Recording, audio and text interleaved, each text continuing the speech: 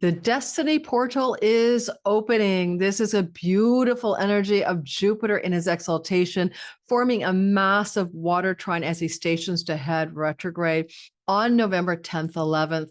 I'm calling it a destiny portal because it's rare and it's powerful. It involves the North and South node, particularly the North node in Pisces. And we haven't seen that Jupiter North node combination since 1894-95. And I wasn't alive then. If you are, you're a vampire. We're going to talk in depth for your sign about how you can activate this portal that opens up. And this portal opens up, yes, on the 10th and 11th of November, but takes you through to a huge story that unfolds through to early March of next year. And so there's a deep dive for your sign where we're really going to cover what this might look like for you. And before we get to that, I have my dear friend and colleague, Adam Ellenbus, in a profound interview I've already recorded. So now I know what it's about. And it's really amazing. I hope you'll have a chance to listen to the conversation that we are engaging in about the power of awakened imagination, Saturnian long-term gains, and the way we can persevere through time to create some beautiful rewards in our life through Jupiter's blessings, but also to understand the deepest meaning of the cycle between Saturn and Jupiter. It's beautiful energy flowering into being. It brings hope. It brings sustainable fortunes and growth for the world and for you, not always without turbulence, but always with deep truth and grace. So stay tuned. The Adam Ellenbus interview of Nightlight Astrology is first, and then the All Signs portion is after. Everything is timestamped for you. I really encourage you to listen to at least a bit of the interview with Adam, because I found afterwards I was so nourished by our conversation. It went in deep directions that I didn't expect it to go. All right, guys, I'll see you soon. This video is coming out on November 30th, but I'm recording on October 24th. I hope you enjoy it. Take care.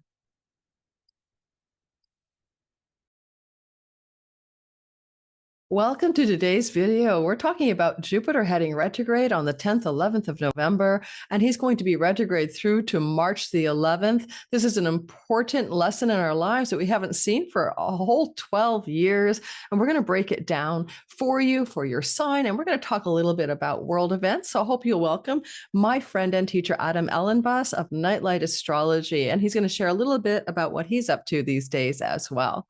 I'm going to let him into our Zoom room today.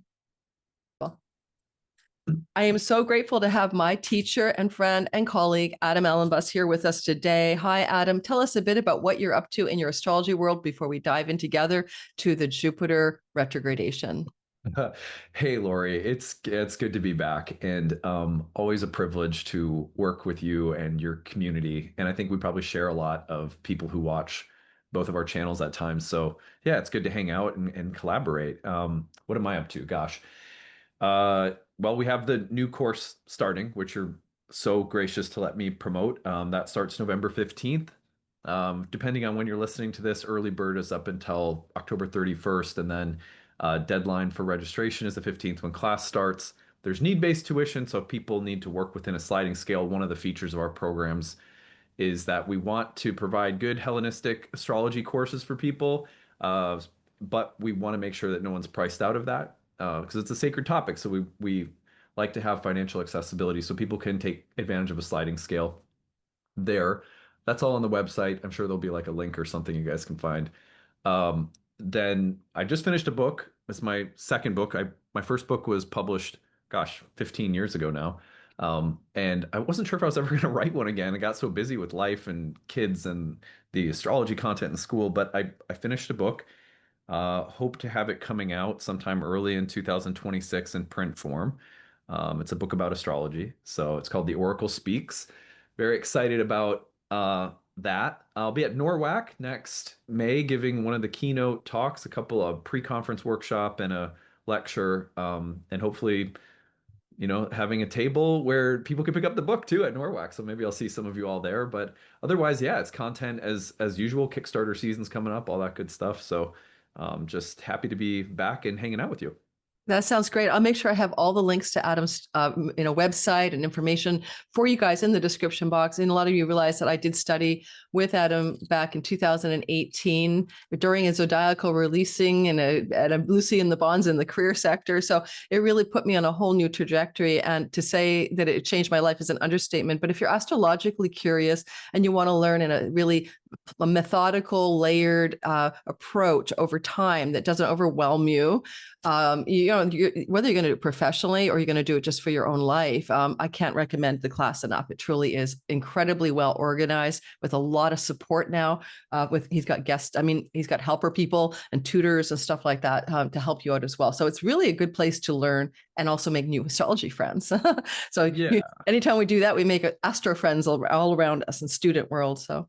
Well, we can only claim one small part in your trajectory, but we're very proud that you're one of our greatest success stories in terms of some of the students who've come out and really made a very successful career for themselves. And like I feel so proud of you in the small way that I can share in your success. You've had a lot of other teachers and a lot of other things that have contributed to your amazing success as an astrologer. But whatever little role we played at Nightlight, we're very proud. Oh, well, yeah, and I'm very grateful. It was foundational, basically, foundational. And for those of you who just want to know, Hellenistic astrology is ancient, traditional, very functional for Time Lord tools to time your life. But what it was for me was coming home to my astrological true place where other astrology practices hadn't ever hit the mark. So some of you are going to feel like you're remembering astrology, like you're an ancient Greek or Egyptian type, and you're coming home to your own Yeah.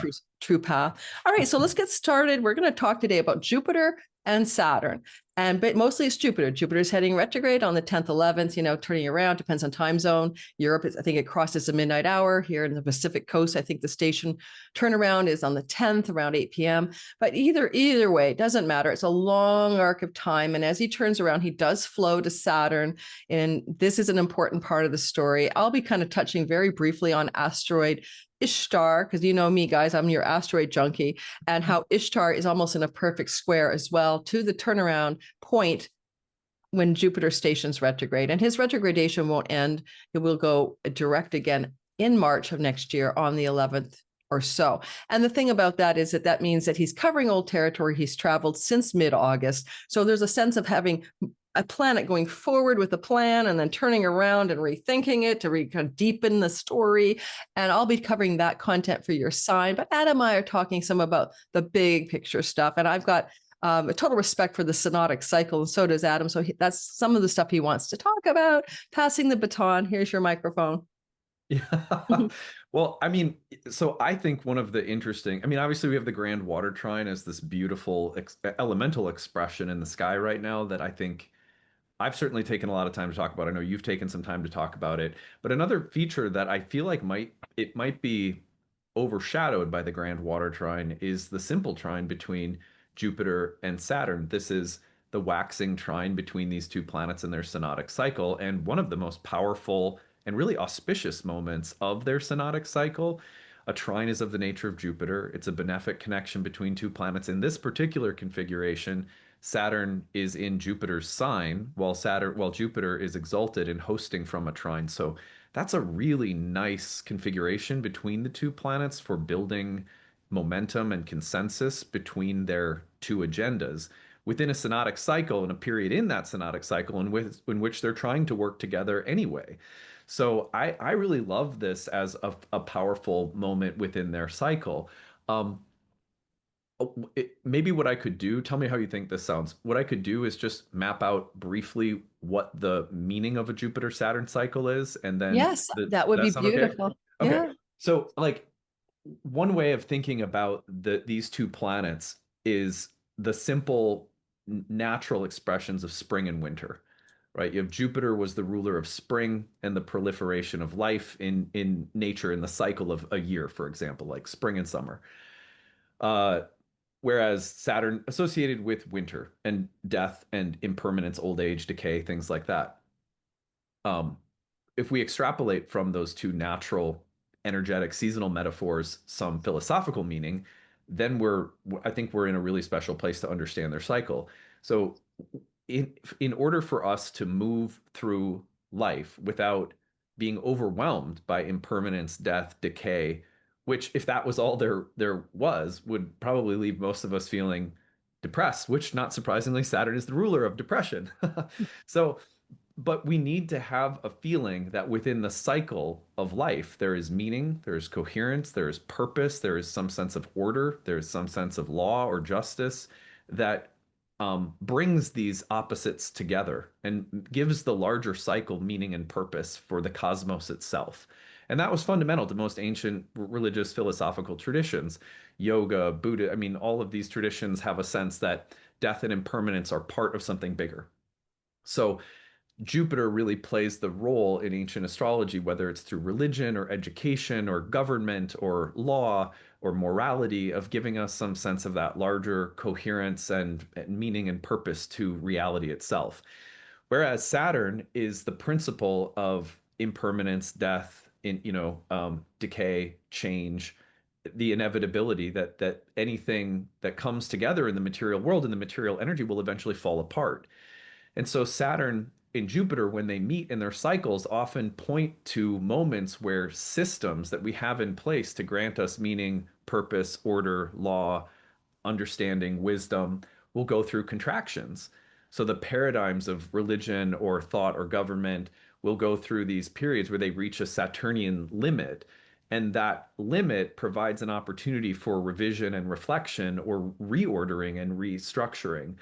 I found that these cycles, when you track them personally, are profound when it comes to your own evolving personal philosophy or paradigm. Like, where are you at as an evolving soul that has your own wisdom that you're growing through your experiences? But you can also track these, and they have been tracked historically in mundane astrology to map out major periods of expansion and contraction in governmental systems, institutions, religion, Mhm. and and so forth, as you know, and I know you've tracked. But when you look at, for example, the seeding point of this Jupiter-Saturn cycle, they take about 20 years. And in their conjunction, they often point to the seeding of a new cycle that will involve a new kind of a new paradigm coming forth in your life, born of the wisdom of the last paradigm, typically, the last cycle. That was 2020, about December 2020, the two planets got together in Aquarius. So we track that cycle, and there are some key inflection moments within that cycle. Uh, we track the square, which was last year. We had the square between the two planets, which often presents us with a moment of crisis and conflict as the new paradigm is sort of building and growing and establishing itself. What's really cool about the waxing trines, which we're at now, is that they tend to coincide with these periods of development that are much smoother, and it's like building momentum and consensus. It's like the actual formation of the new paradigm is sort of coming forth. So I wrote this down in my notes.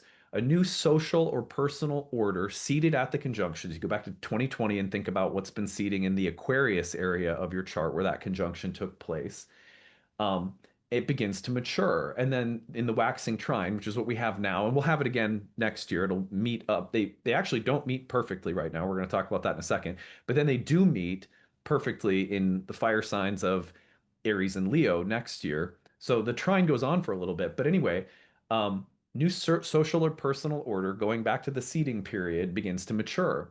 Ideals take shape, expansion starts to find sustainable structure. So the growth you're experiencing in your wisdom and your understanding of life starts to seek out sustainable structures that can guide your life for the remainder of the cycle, which is quite a long time to come. We still have 13 more years or so left. That this moment also often corresponds with the feeling of optimism and confidence and a building of momentum or consensus in terms of how your lived experiences are starting to translate into sustainable paradigms of understanding. And that could take place within a career, a craft, a discipline, a marriage, your money. Like, it can really take place anywhere, which is what Lori's going to show you, I'm sure, when she does her horoscopes on her channel as all of this takes place in the next year.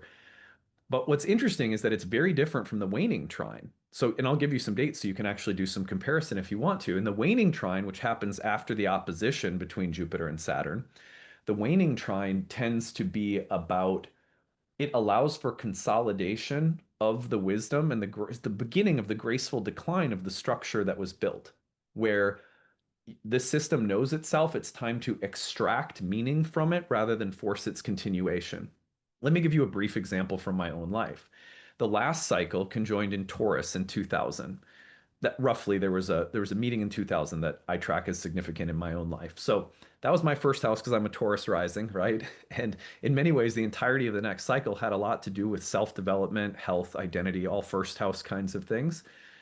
And I won't go through everything, but when that waning trine, when the waxing trine occurred, I was finding all sorts of colleagues and allies and people that I started working with building my career that became substantive for the next 13 years.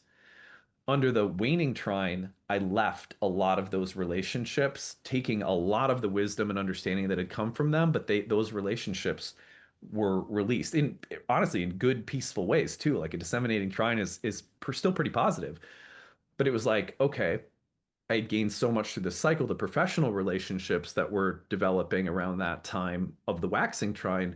I was taking so much from them, but then releasing them under the waning trine. And then a new structure is coming forth in my life by the time of the conjunction in 2020. Not surprisingly, I'm finding that all sorts of new blossoming partnerships and collaborations are starting to form in my life professionally right now. Again, under the waxing trine, right? It's so cool how you can track this stuff. That's just one way of doing it. But if you go back to 2020, the conjunction was in Aquarius right now with Jupiter and Saturn reaching another trine. And for another year or so going through the trine, just notice how the wisdom that started in 2020 is starting to find a place of consensus, and actual paradigms are starting to form in your life that reflect the maturation of that wisdom. So that's what I wanted to share for starters. How does that sit with you? That's amazing. Yeah, I was just writing some notes when you were talking. When you think about Jupiter, you think growth, expansion, and fortune, for example, or sometimes wealth, also children. But you just think of those things. And then, of course, he's exalted. And sometimes exaltation is almost like there's a hubris there for the planet where it overinflates, right? But then Saturn is like kind of like, okay, sustainable, measured, fortunate growth, expansion in this water trine. And what I also like about it is that in this energy, this beautiful flow between the two, like as something new is building, for the world and each of us individually, seeded December of 2020 in the Aquarius part of our sky, that this energy is literally going to be something that, like, my image I have is like when you're trying to blow up a balloon too quickly and it pops. Whatever Jupiter is blowing up to expand in our lives collectively, individually. The United States has a Cancer sun, so it's definitely going to impact the USA. There's something measured with Saturn. But as you were speaking, something strange came to mind as well. And it was that when you talk about wise old Saturn, kind of like, he's the wrinkles on your face and the rust on the metal, things will corrode, things will age, things will wither over time, chronicate or time. But we need that because time gives us the wisdom, right? We in life we get wisdom with time and wrinkles. But I was thinking about a show, and you're going to love this. Maybe some of you have not seen Foundation, the TV series based on the book Foundation. But what I love about that is you're going to love this one too, I think, Adam. There was this thing called Empire. And then what happened was they tried to cheat time because they were cloning a younger version, a Mercury version, a Jupiter version of the ruler, like the Caesar of the empire, and then the elder one. And they had a name for them, dawn, day, and dusk. Oh, wow. Yes. And literally that to me is what an exalted Jupiter might do, is try to cheat time. But Saturn is like, I don't think so. And I'm going to help you not cheat it. But it really, when I just dawned on me that structure of Foundation is Mercury, the young cloned version of the same empire leader. Then there would be the Jupiter on Mount Olympus, dusk, a day, and then dawn. But they all coexisted. They just kind of cycled through. I'm rising, I'm at the top, I'm going down. And then at the end, the old one, the dusk, had to like walk into his own death willingly, so they could like incubate a new little Mercury guy. But the whole cool thing about that is that you really can't cheat time. Yet if you work with time, Saturn, and Jupiter would try to do it exalted, by the way, I think you're going to find that this is a really not a bad time to be alive. And we're all going, oh my God, hell in a handbasket. The whole world's falling apart. But I don't think so. I think the energy of the growth and the flourishment of the waxing trine is going to offer us something sustainable and positive.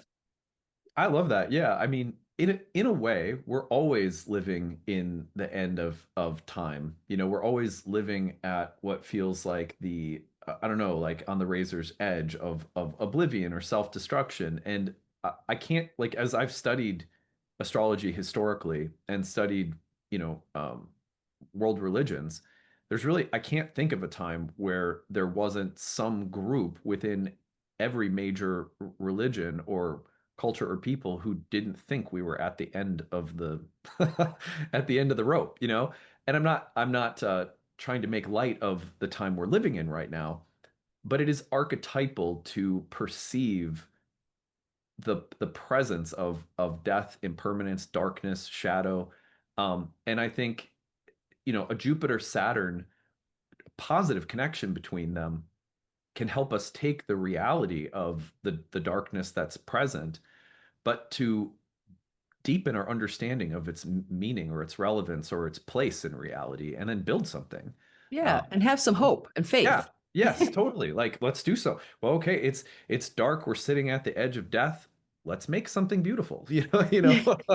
Yeah, exactly, exactly. There's a quote by Emerson, because he's born with a Saturn Jupiter conjunction, and I love this quote. So I pulled it out this morning because I thought it would be kind of fun to talk about the concept of Saturn, impermanence, endings, constriction, and then Jupiter adding it all up. Here's your bowl of cherries. And life Yeah. can be that. So his quote, Emerson's quote is, "For everything you have missed, you have gained something else, and for everything you gain, you lose something." Yeah. And Yeah. that's literally the fruit and bounty and gain that Jupiter offers, and then the ending and the constriction, and the potential loss of something as well. You know, another way of thinking about that exact same dynamic, well, when I was in India, I remember specifically asking a pujari about the meaning of sacrifice. Like, why are the gods constantly being offered things in the fire? Why are you putting ghee on the fire all the time? What is this thought to be doing? And the idea was like, well, to be alive means to take, and to take without giving is the fundamental error that leads you into ignorance. Mm, You know, like avidya, like the covering of your consciousness happens because you don't stay aware of this fundamental tension that exists, that to be alive means to devour and consume and take. And yeah. it doesn't have to be like malicious and evil, but it's just also a natural. Watch BBC Planet Earth, you know, it's like it's natural. So doing that consciously and making some offering, some sacrifice. Well, one way of thinking about Jupiter Saturn, especially when they trine one another, is also like, what sacrifices are you making or have you made?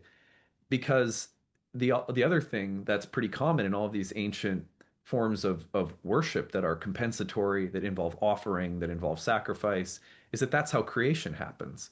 You know, it's like you throw a little ghee into the fire, and creation comes through the conscious act of sacrifice, the conscious willingness to give something away, that then has this powerful fertilizing creative effect. And that feels appropriate for the water connection, especially right now.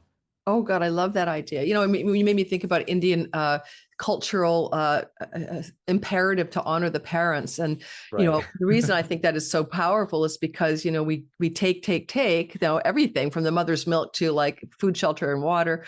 And good parent or bad parent, you're still taking from the situation as a child, and then your parents become old and frail, and then you honor the parent. You give to the parent, support the parent, help the parent, house the parent. There's this reciprocity, and I think that the problem with our culture in general, and Jupiter and Saturn today might remind us individually and collectively where in our life we have become devourers, and maybe even trapped in time, the dark side, the jailer of Saturn, how we're trapped in our ever-present schedule and are getting there and making it and doing it all and blah, blah, blah, right? There's Right. this compulsion that comes with time, right? To get to the next place, where Jupiter might say, wait a minute, from Mount Olympian wisdom, can you just like stop for a minute, be here? And maybe there's something you can also be offering, but not offering to get, give to get to give, just Yeah. offer, Yeah.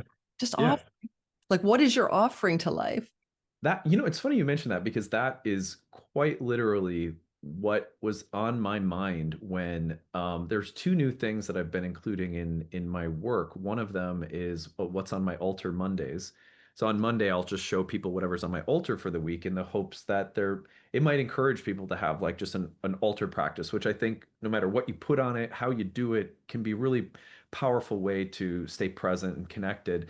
But the other thing that we're starting are Silent Sundays, which is just like a free meditation gathering that I'm hosting on Zoom once a month on Sunday mornings.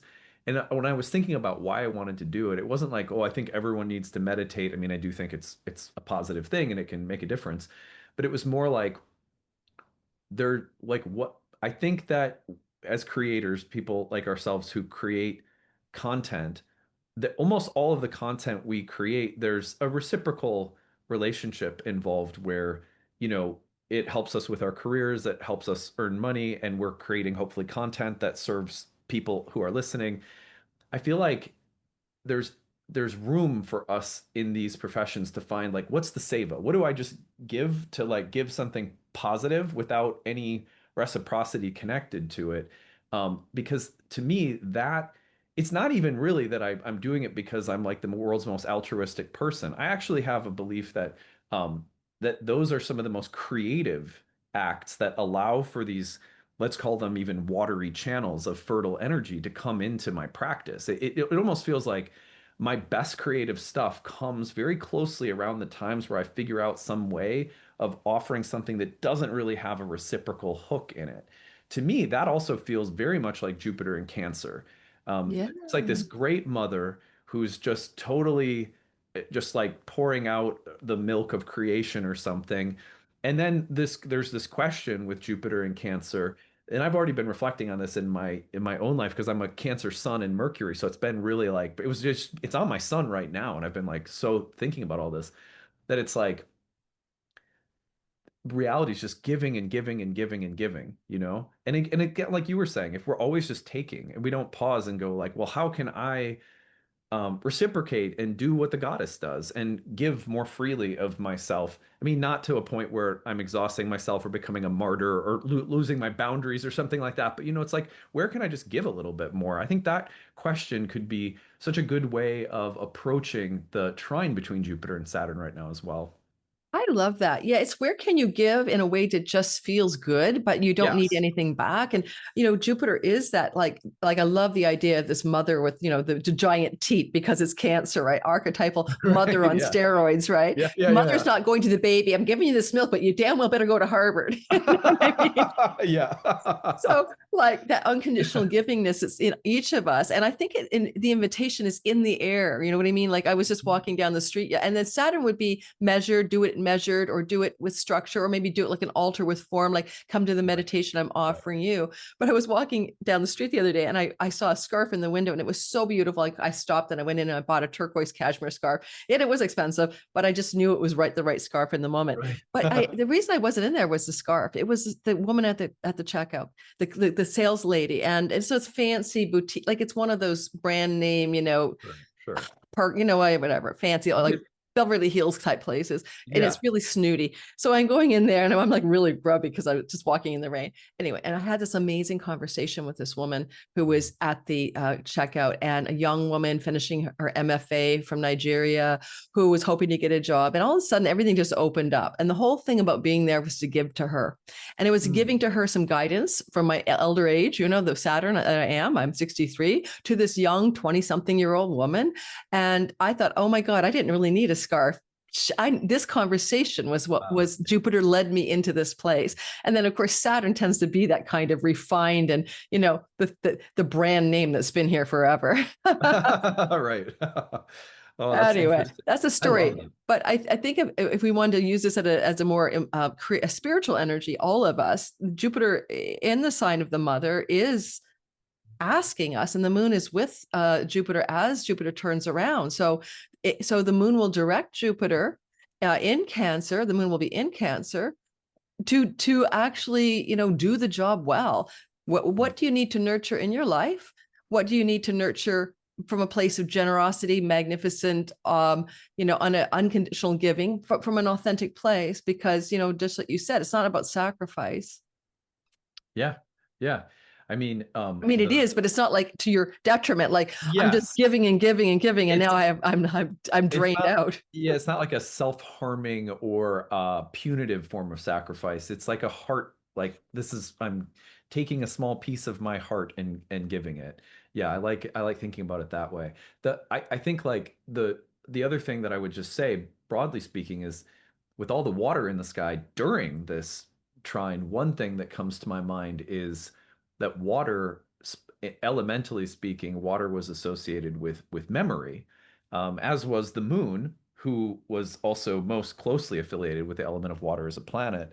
Um, the reason for that is that when you look at a reflection in water is reflective. The moon is a reflective light, the reflective light of the sun. In both cases, memory was thought of as a kind of like a copy or a representation of an original thing that happened or an event.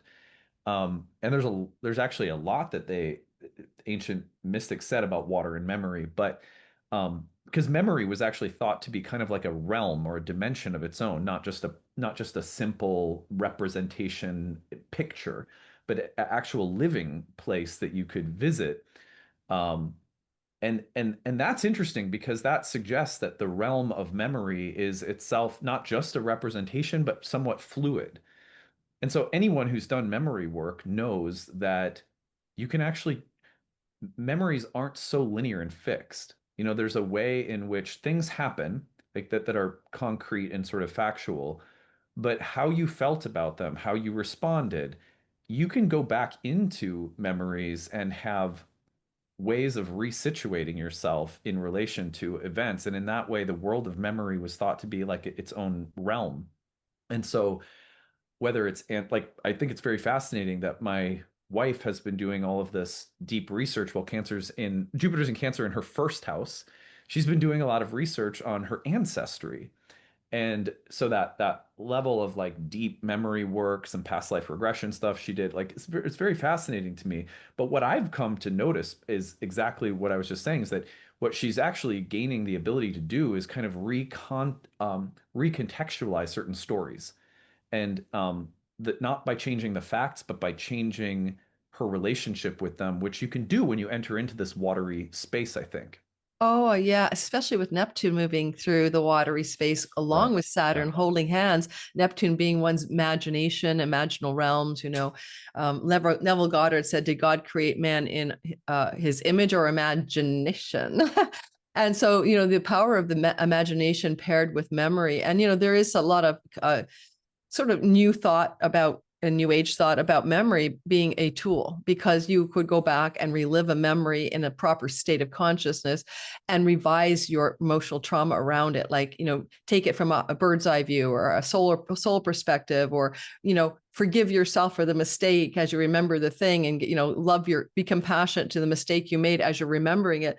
And then actually it's as if you almost tinker with the now and then the future, because you kind of, like the Titanic didn't hit the iceberg, you kind of move yourself as a spiritual being away from the way that trajectory spun out, especially around life memories that are really difficult, especially if you have any Yeah. guilt, shame, or abandonment shit with it. And the beauty of that is that I think it does work, but very few people do that. They think memory is concretized, and that's what it is. And as we all know, if you have siblings, you'll all talk about something that happened in your childhood, and everyone remembers it differently, but it was one damn event. You know what I mean? Well, I observed that happening with my kids in a long car ride right now. I think that happened a little bit differently than the way that you're remembering it, or whatever, and they go back and forth. One thing that's interesting along the lines of what you were saying with Neptune entering back into Pisces, I'm reminded of William Blake saying there was a line, I think it just went like Jesus, the imagination. And it was just like this juxtaposition of the name of Jesus with the imagination. And uh, um, James Hillman liked to talk about that a lot. He worked through that idea of Blake's quite a bit in all of his writing about archetypal psychology. But one of the things that he was talking about, Hillman was that for Blake, the imagination was, we should think about the imagination like it's the body of Christ, like the consciousness of Christ, you could say. And that means that the imagination is not just this place of things that are made up. It has more, the imagistic power of the imagination is healing and fertile and transformative, and life is somehow coming through it. And Oh, right. And so there's something there right now too with what you were just saying about the power of the imagination that has this capacity to save, heal, redeem, create. It's really beautiful, isn't it? yeah. And Neville Goddard uses this image of like, do I have a pen? He goes like, okay, so here's your vertical axis, a spirit, right? The axis of spirit. Here's the horizontal axis, reality as we think it is, the matrix, the Leela, the play of God. Mhm, And mhm. that we all kind of have this like equidistant cross. And the reason he said that the cross of Jesus and the crucifixion archetype was this is because we can elevate the horizontal reality of our lives through the power of the vertical if we access the awakened imagination. And so Ah, therefore, I think when I look at what we're saying, because there's a beautiful, I'll show the picture in a sec, there's a beautiful water trine because Neptune is with Saturn, which is his own rare piece of stuff. And it's exact next spring, but it's in Aries when it's exact. But it's Neptune, the imaginal, Saturn, the concretizer over time, space and time. And then Jupiter exalted with the moon at the time of the station retrograde is like the archetype of the mother. And also the moon is the mind body complex. Well, in India, it's kind of like how you think and feel about your life, but that's not the real you. Your real you is the divine light of the sun. The moon just reflects it. So it's often circumstantial materia, right? The moon. So there's something beautiful about this energy because we also have that hook up to the North Node also moving through the sign of Pisces, not seen in this way with Jupiter since 1894. So we got a great rarity. And what I was thinking myself, I'm going to be collaging during this time frame because using my imagination, like I think a lot of people who do vision boards with collaging tools or something like that, or free associate writing without thinking like the artist way, doing morning pages, mhm. you are bypassing your thinking mind. Your thinking mind's not always your ally. You know what I mean? It likes to Right. worry a lot. Imagination isn't that. It's something else. hmm hmm Yeah, I when I was writing my book, The Oracle Speaks, the actual writing of the chapters was relatively fast, maybe 4 or 5 days of writing, for each chapter, let's say. It was the space between the chapters where I had to sit often and let life events happen. And then images in the imagination would start to come forward, and I'd get, say, a memory, um, and a scene, and I would know that's where the next chapter starts. But beyond that, I don't know. But if I just sit down and faithfully follow this thread that suddenly appeared in 2 months between the last chapter and this chapter, that's where I know how to go. And I really learned how to follow and trust that process in my MFA program. And so sure enough, I would sit down again once I had that kind of inspiration and Mhm. write, and then the next chapter would just kind of flow out. Uh, I find that the hardest part of writing for me is not the writing, it's the waiting. It's the waiting for the imagination to speak and to really know and feel when it's speaking versus when I'm proactively trying to come up with something. I love that. Yeah, And I well, think that's the musicians artist are, though. All yeah, that's yeah, creative. I don't care if you're doing a musicians, yeah, painting, yeah, or a novel or a poem. You anyone who knows how to do this stuff, I take your art form, or even a scientist who has the creative moment of insight in a still reverie, staring at the fire, the benzene ring guy. right, You're emptying out the mind, and then the imaginal realm comes in and fills that space and tells you what's the thing. And right, every poem I've ever written starts with the first line and I just hear the first line. I don't know where it's going to go, but until I hear a first line, I don't start right, writing right. anything. And that honestly, like just being completely transparent, that is what I find most difficult about being a creative. At heart, I consider myself more of a creative than even an astrologer, because astrology for me is just a creative language that I happen to love to speak, but it works the same way as music for me or creative writing, so I consider myself more primarily just like a creative. But when it comes to producing content, on a schedule, a production schedule that's more like a television show or whatever, and you're the same way with our YouTube channels, I find that it's really hard to stay connected to that at times because it has to be really constant. And it's easy for the content to fall into familiarity because of time constraints. It's like Saturn is it like how do you stay with Neptune, right? Just to use a planet in a Saturnian time grind of creating content year round. I I feel like in order to do that, all of us as creators have to find modes or forms that we can feel alive and awake in, you know? And Yeah. that takes sometimes that takes time and it takes like recreating yourself. And but anyway, I love seeing how you are doing that. I like watching how my colleagues and friends are doing that because it gives me hope. It makes me feel like I'm not alone in trying to figure that out, you know? I wonder if if there's a simple like I don't want to say remedy, that's not the right word, like a simple prescription for all of us, everyone listening here, because this is all technical. We could go forever into the technicalities. And in fact, there's a square to that asteroid Ishtar, which is love, fertility, the Mesopotamian goddess of love and fertility and beauty, but also war, is sitting at 25 degrees of Libra squaring Jupiter. And that invites a conversation about the divine feminine and love and beauty. And then Jupiter's asking for that conversation collectively and individually. But if there was like, without everyone having to be an astrological geek, which I am, and sometimes I become Spock, you know, I'm going to be McCoy, you know, damn it. I'm not, I'm a doctor, not a healer, I'm a magician or whatever. But like, can we find like you and I now for people listening, because I'll be doing the all signs because that's my gig. And, you know, I'll be adding that to that in a more timely manner after Adam, I finish up. But Adam, can you think of sort of a way that this actual beautiful water trine, I'm going to show it to people, can be a balm or a prescription for what ails us existentially? Because I don't think everyone needs more money or less money. Sure, we all want that. Jupiter can bring wealth. Saturn says persistence, time, and discipline bring the rewards and the wealth that you desire or whatever. But what about the soul?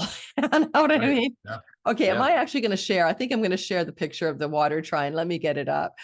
Am I on the share mode?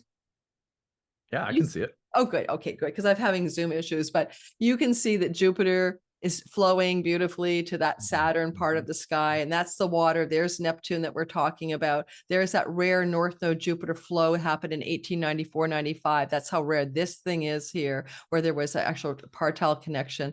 So the destinies and the fates are speaking, eclipses are happening here. This is a beautiful flow. And this is like that imaginal realm that we're talking about. And of course, everybody keeps going through Scorpio. So Venus will eventually end up at the tail end of this in November, and she'll be holding this particular piece of the sky as well later in the month, and the sun. So there's this beautiful massive water flow going on. You know, it's Cancer, Scorpio, and Pisces, and the imagination and the timekeeper Saturn. Any suggestions, prescriptions, thoughts? Um, one thing that one thing that I would emphasize is that water has been associated in modern depth psychology with the unconscious. Um, and there's a lot of misunderstandings about what the unconscious is and what its relation to the soul is. One of the things that we commonly say, and it's not wrong, it's just not the whole truth. We Mhm. commonly say that you're supposed to make the unconscious conscious. Like, in that way, the unconscious often seems like it's an enemy, you know, like it's something that has to be conquered, understood, interpreted, brought to the light, et cetera, et cetera. But Jung was actually very careful to talk about the unconscious as a dynamic space that is in relation with the conscious space. So the metaphor that I love using to explain this is when I was in graduate school in my MFA, my creative writing, I was living in a little cottage out in the country. And in the mornings, there would be deer that congregated in the backyard because it was just way out in the country. And they'd be eating or whatever. And if I was really quiet and not like heavy footed and just lumbering around unconsciously, uh, they would stay. And I could sit down with my tea and just like hang out with them for a couple minutes. And I remember how struck I was by how easy it was for me to drift into a space of just being loud and unconscious of their presence, you know? Mhm. But in a sense, what we actually mean when we're saying unconscious in that space is conscious. When we talk about consciousness in modern depth psychology, in a way, we're really talking about just the linear, everyday waking consciousness that you live with. When we're talking about the unconscious, what we're talking about is this subtler domain that is there, co-present with the conscious, but you have to be a little bit, it's like it plays hide and seek with us. It's like deer that will very easily run away. And the whole point of having a spiritual practice isn't to somehow take the deer and put their heads on the wall, go conquer the unconscious, right? No, it's like what we're trying to do is mediate our consciousness with a gentleness of spirit and an awareness of things that are a little subtler. And that is where the soul lives. It lives in a slightly subtler place. It's like a deer that likes to hide. A grand water trine is a profound opportunity for us to become more conscious of the unconscious, which means more conscious of the deer, more aware of what makes them run and hide and go away. And what we all want for health is for the soul to be like present and a part of the situation, to feel cared for and seen. And it requires a different kind of consciousness, one that has this soft, gentle awareness of the unconscious. I think that a grand water trine is a profound opportunity for like, it's almost like the deer aren't going to run as easily right now.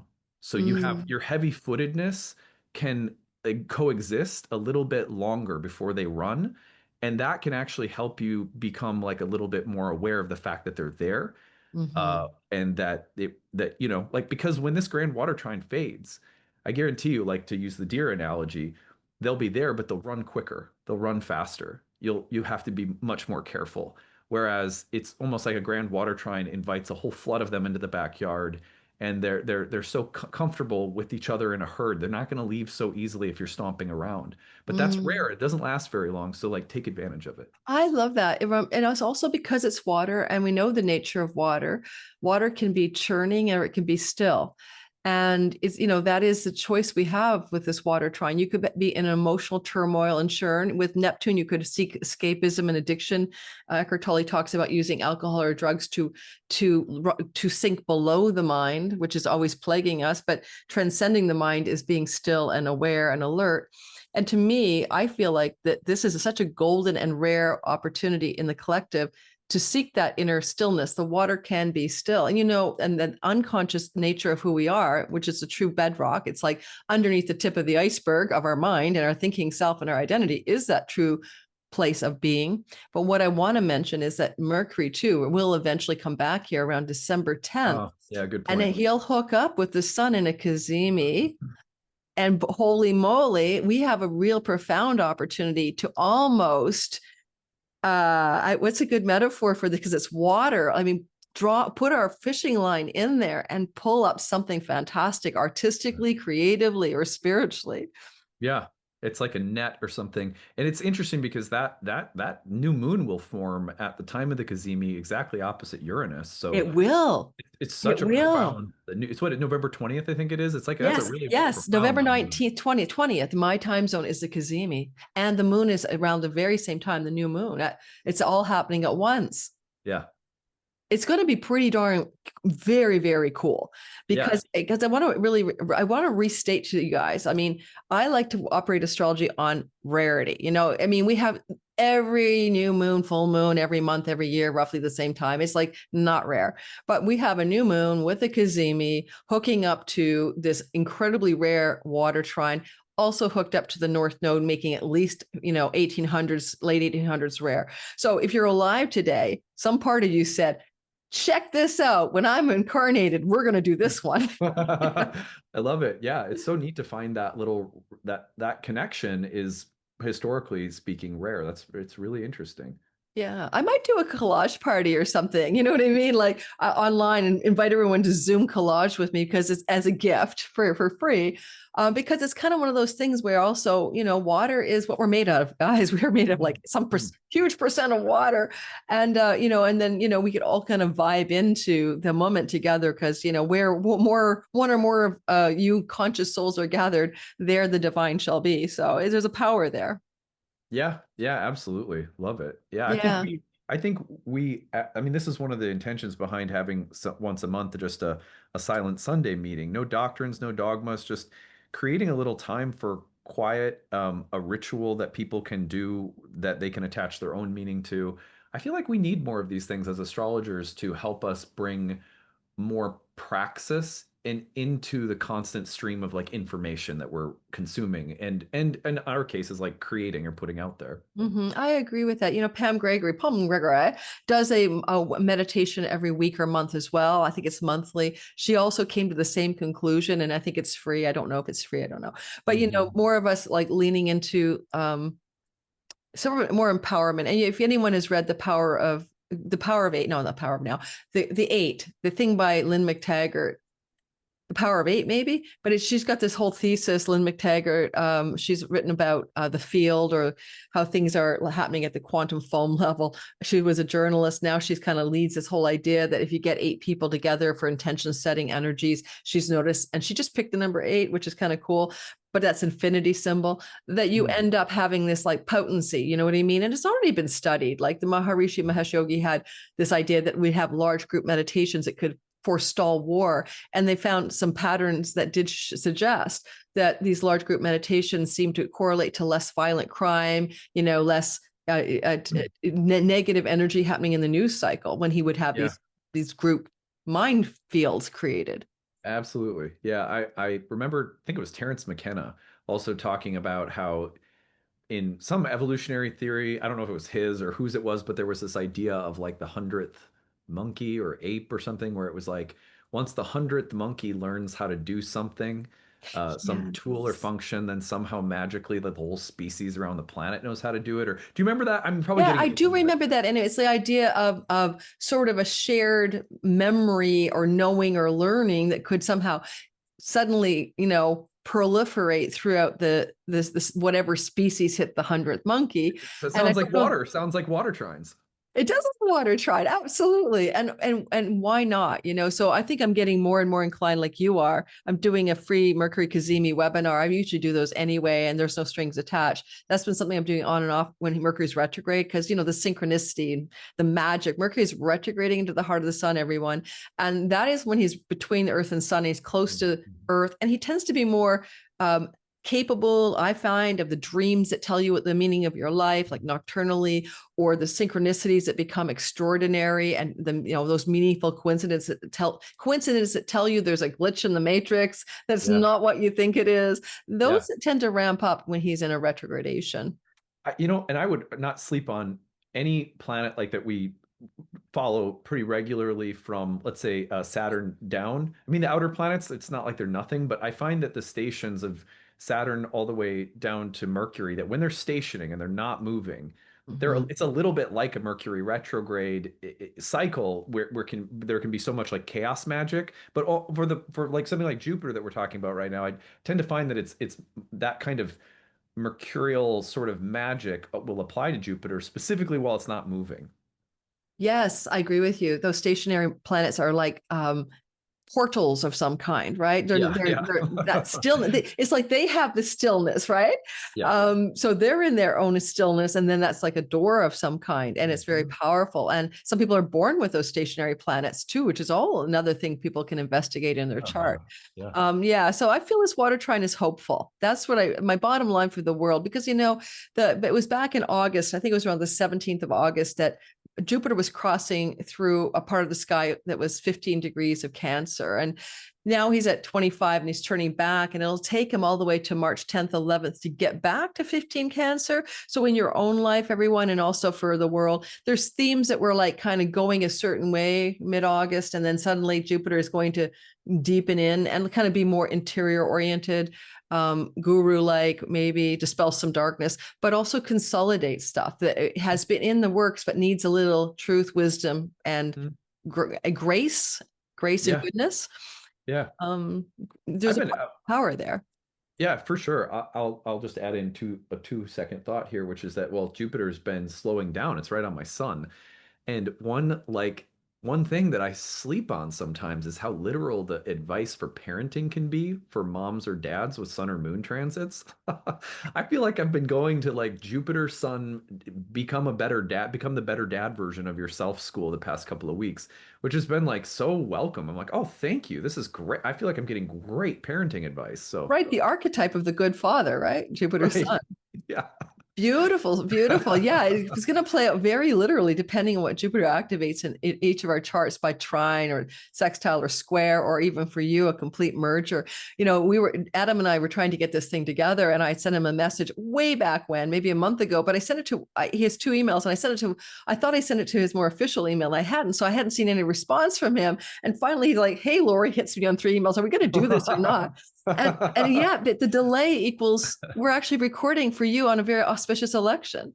Yeah, I'm so thankful always for the way that you have supported the school and my work, and it's a pleasure to support yours as well. Oh my God, it's easy to do. We were joking in the before we came on, like I've got lots of Aries placements, Moon, Sun, Mercury.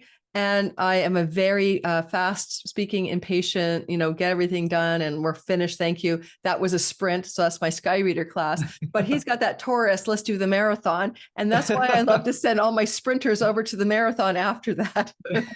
Hey, it works to create, there's different kinds of stages of learning and different voices that are needed. It takes a village to build us astrologers, I think. I think so. It takes a village to raise an astrology community.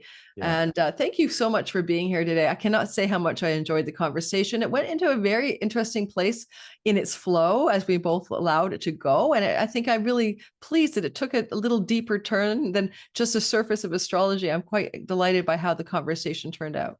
Totally. And I feel like it's always that way when we get together. Yeah, it is. It is. And it's refreshing, actually. All right. So I'm going to let Adam go because I'm going to keep talking to you guys, and I'm going to be giving you some wisdom about how to handle this beautiful energy that's coming up with the Jupiter and Saturn in particular flow together. Okay. So Adam, thank you so very much. And Thanks, you have Lori. a wonderful day.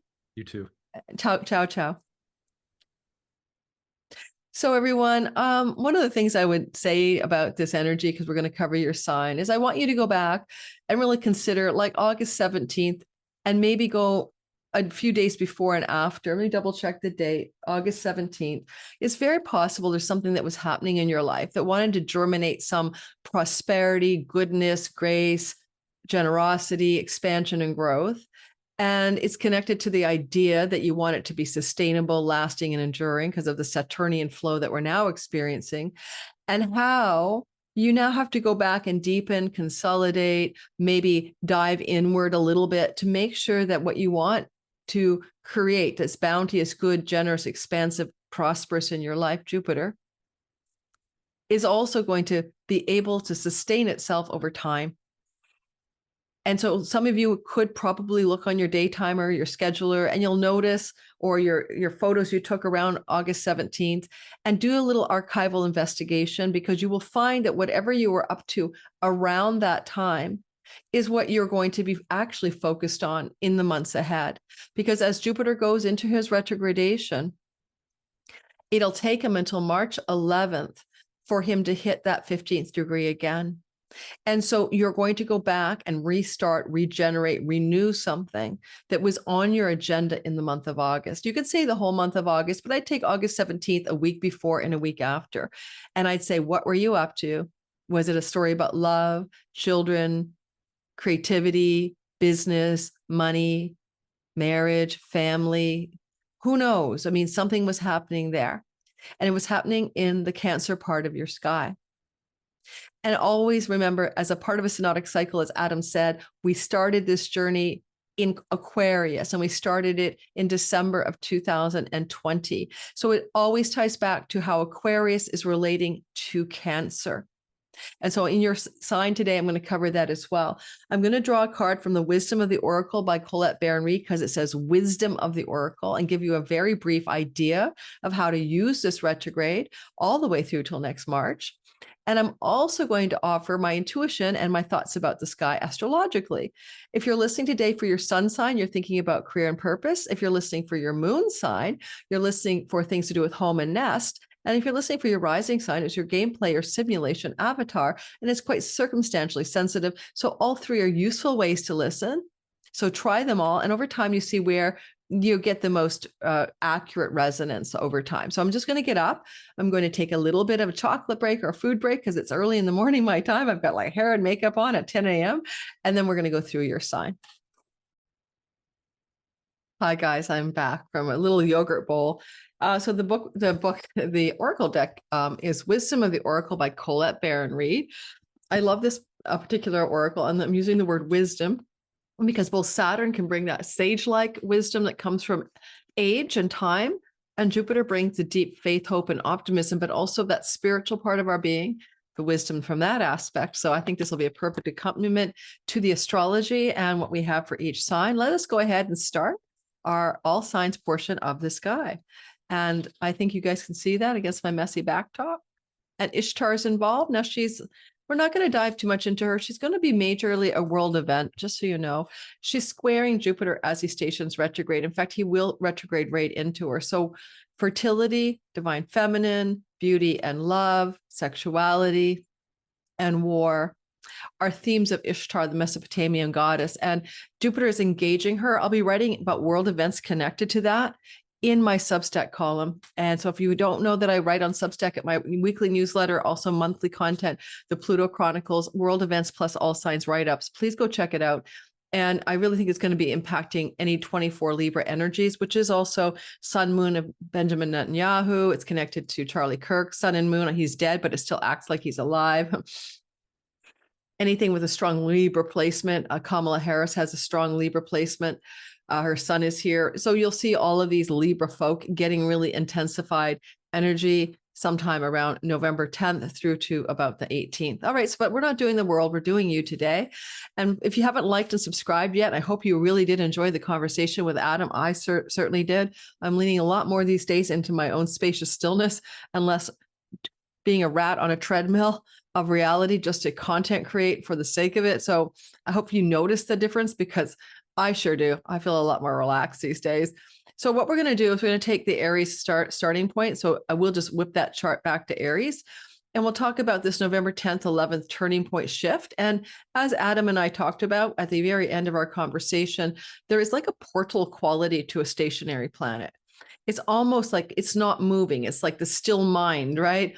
It's all planets are always moving, perspective from Earth, of course, right? They seem to be rotating. Well, they are. They're revolving around the sun. But from our perspective, it seems as if there is no movement. That's what I'm trying to get at. Oh my God, I'm having a day for spinning the wheel. Let's go back. It seems, well, now I'm on November 9th. So let's go forward. It seems as if there's no movement. And that's magical, because nothing is still in life. Nothing is still in life, right? Everything is always moving. And so there's a quality of the portal or the stillness, the door that opens during the station direct, retrograde and direct. And so here we have Jupiter. He would be retrograde. There he is. He's retrograding on November 11th. This is all time zone dependent, right? Depends on where you live. And then he's going to go direct on that day. I'm not going to spin the wheel. Trust me. He goes direct on November the 11th. So, well, just for the heck of it, I'll give you the exact time.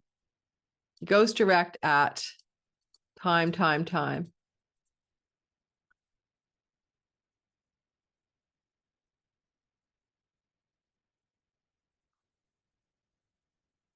I mean, it goes retrograde. Oh my God, this is me. It goes retrograde something like 8 or 9 p.m. Pacific time, around midnight on Eastern Standard Time. And on the 11th, so this is the 10th, and on the 11th, he's going to go direct a retrograde in England. Like, so, you might be in the middle of the night, 3 a.m. or something like that. So that's the gist. Okay. Sorry about that, guys. My brain just like kind of fired off, and I wanted Jupiter to be, I desperately wanted him to be going direct for some reason. Talk about an Aries jumping the gun with impatience, right? I want him to go direct. No, that's not until March 11th. Aries, sun, moon, and rising sign. It is a story where Jupiter exalted in Cancer last year, 12 years ago, is moving into direct retrograde motion in your 4th house. Go back in time to like around mid-August, a week before and after August 17th, because that was when he was that's when he was at the 15th degree of Cancer. So he's now traveling back over everything he's been doing since August 17th until now, because he wants to deepen it, stabilize it, and make it sustainable, a sustainable, fortunate growth. That's what Saturn's helping Jupiter do. And so if that makes you happy, here's the fortunate sustainable growth that you're trying to deepen in the several months ahead through till next March 11th. And that is to do with your bounty and your prosperity and your wealth and your health and your children from your home base. This is where you live, fourth house. This is also mom and dad and all the upline of your ancestral line.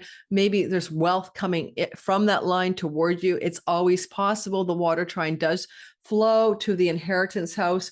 And it's possible, therefore, that you may have also the possibility of money coming from your family of origin to you, from an ailing elder, or an elding, or money from a spouse, or money from spousal support, or money from your spouse's family. It doesn't have to mean someone's dying. Maybe they just want to help you out, but there's bounty coming in those directions as well on a practical note. On a deeper spiritual level, can you use your imagination with Neptune to give you sustainable and structured, fortunate growth regarding property, land, home, and real estate? And because of Uranus, you might have some unexpected money surges in the months ahead through until next April. And this could also be by having these financial surges or uplifts in your intake of money. You may also be able to possess a new home, a new car. And some of you may want to possess this in a long distance, far off foreign place. It doesn't have to be another country. If I lived in California, I'd say that the 12th house is pretty well, the Eastern Seaboard. So you might be relocating or moving yourself to another place. I've got a friend of mine, colleague who lives in PEI, and part of me, she's always sending me pictures of places for sale. I love Prince Edward Island. Went there several times as a child. Conceivably, Lori picks up and moves to PEI. You never know. So there's things like that going on here. Finally, one of the elements of Jupiter here is an increase of children. And in the fourth house, it means in your family. And it's possible this indicates that one of your children may end up having potentially a child. So you might find that you are going to be pregnant with new babies, but they're not necessarily your babies. If I go back here, right? He's direct, but the moon will be midwifing that, right? You'll see that, right here. On November 9th, the moon is passing over Jupiter. And then we can see that this energy has sort of given him that grand mother archetype and like the big, beautiful mama, as Adam and I talked about. And then the moon is in the house of your children. So for some of you who are like me, old, you might find that one of your children will be pregnant because of this story. And this could be true perhaps till next March. I love this as well for anyone who might want to purchase a home. If you haven't purchased a home yet, this could give you the resources and the means to do that sometime between this turning retrograde, deepening your bounty, so to speak, and next March. So buying a home, consolidating a home, owning a home. And that's a nice possibility as well. And if you have children coming from your family of origin kiddos, someone's going to conceive a child, this can suggest that the child that comes through, it may be a reincarnation of someone in your family of origin who's already passed away. You would look for evidence of that in the comportment or the way that child operates in the first 3 or 4 years. You'd see clues if that was true. I have so many great stories. My daughter is my grandmother, my mom's mom. And it's so funny because my mom's mom loved peppermint patties and tomatoes, and especially stewed tomatoes. And my little girl, before the age of 4, could not get enough of Altoids peppermint patties, really spicy, by the way, and stewed tomatoes. Like, it was my grandmother all over again. There were other clues too, but that one was specifically cool. All right. So let's go ahead and draw a card from the Wisdom of the Oracle. And hopefully this is not going to be too long. I do know the front end might have been almost 50 minutes long. Adam and I were riffing on stuff. So we're going to try to make sure the whole video isn't 2.5 hours long. That's kind of a little bit much, right? I'm recording this for my Patreon community on October 24th. They will receive this by October 25th. You guys have to wait a few days. So that's life. This is Come to the Edge. Come to the Edge. There you go. I think I have my membership community opened up. Check below if you want to join my membership community here on You too. Come to the edge. I love that. What the hell are you coming to the edge of? But there's a girl dancing with hearts all around her. Card number 36. What edge are you coming to? I'm just going to take the general readings for this because they have different subsections like relationship, money. Come to the edge. 36. Here's your message, fellow Aries, sun, moon, and rising. Courage, taking a leap of faith, overcoming fear and accepting risk. Facing an unknown is the only choice you really have if you want to progress. It's okay to, that's Jupiter. Take the leap and the net will appear. Uranus is the energy surge in your money house. Now is the time to take a risk that is not calculated and to feel the exhilaration as you ready yourself for a leap of faith. Spirit is present, so let go of fear. You are called to express your true self. Listen to your heart and soul, not your head. Come to the edge and discover, Aries, that you can fly. You must step into the unfamiliar so that you may find your miracles. Well, I think for some of us, it's an unfamiliar place to live. And by March 11th next year, some of us have looked at the possibility of a move or a relocation. And with the South Node in the house of rentals, perhaps renting out a property, but also releasing a rental property as well. Those are options. All right. We're moving into the next sign. And we're going to talk about Taurus, sun, moon, and rising.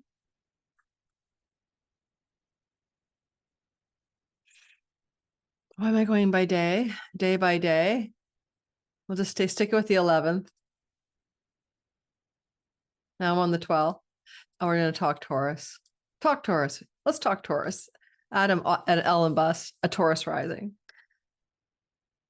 You wonder why we get along, if you know astrology, right? In a sense, right?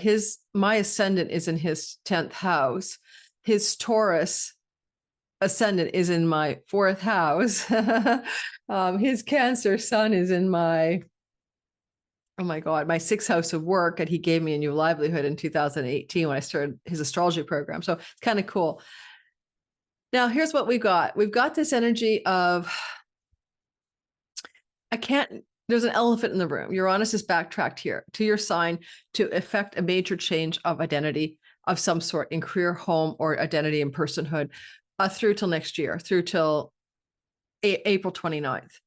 And so grand finale. And in the backdrop, that's playing out well. At the same time, this sort of sustainable, fortunate, spacious growth is possible with Saturn and Jupiter, and the beautiful power of your imagination is activated. I do want to say that the imagination here can be to wish fulfill, because this is a house of wishes, dreams, long range goals, and plans. It would be ideal for you to consider that kind of journaling, vision boarding, free association of what it is you might really desire to bring into being, because the 11th house is a desire house in your life, and use that power of that destiny as well, the North Node.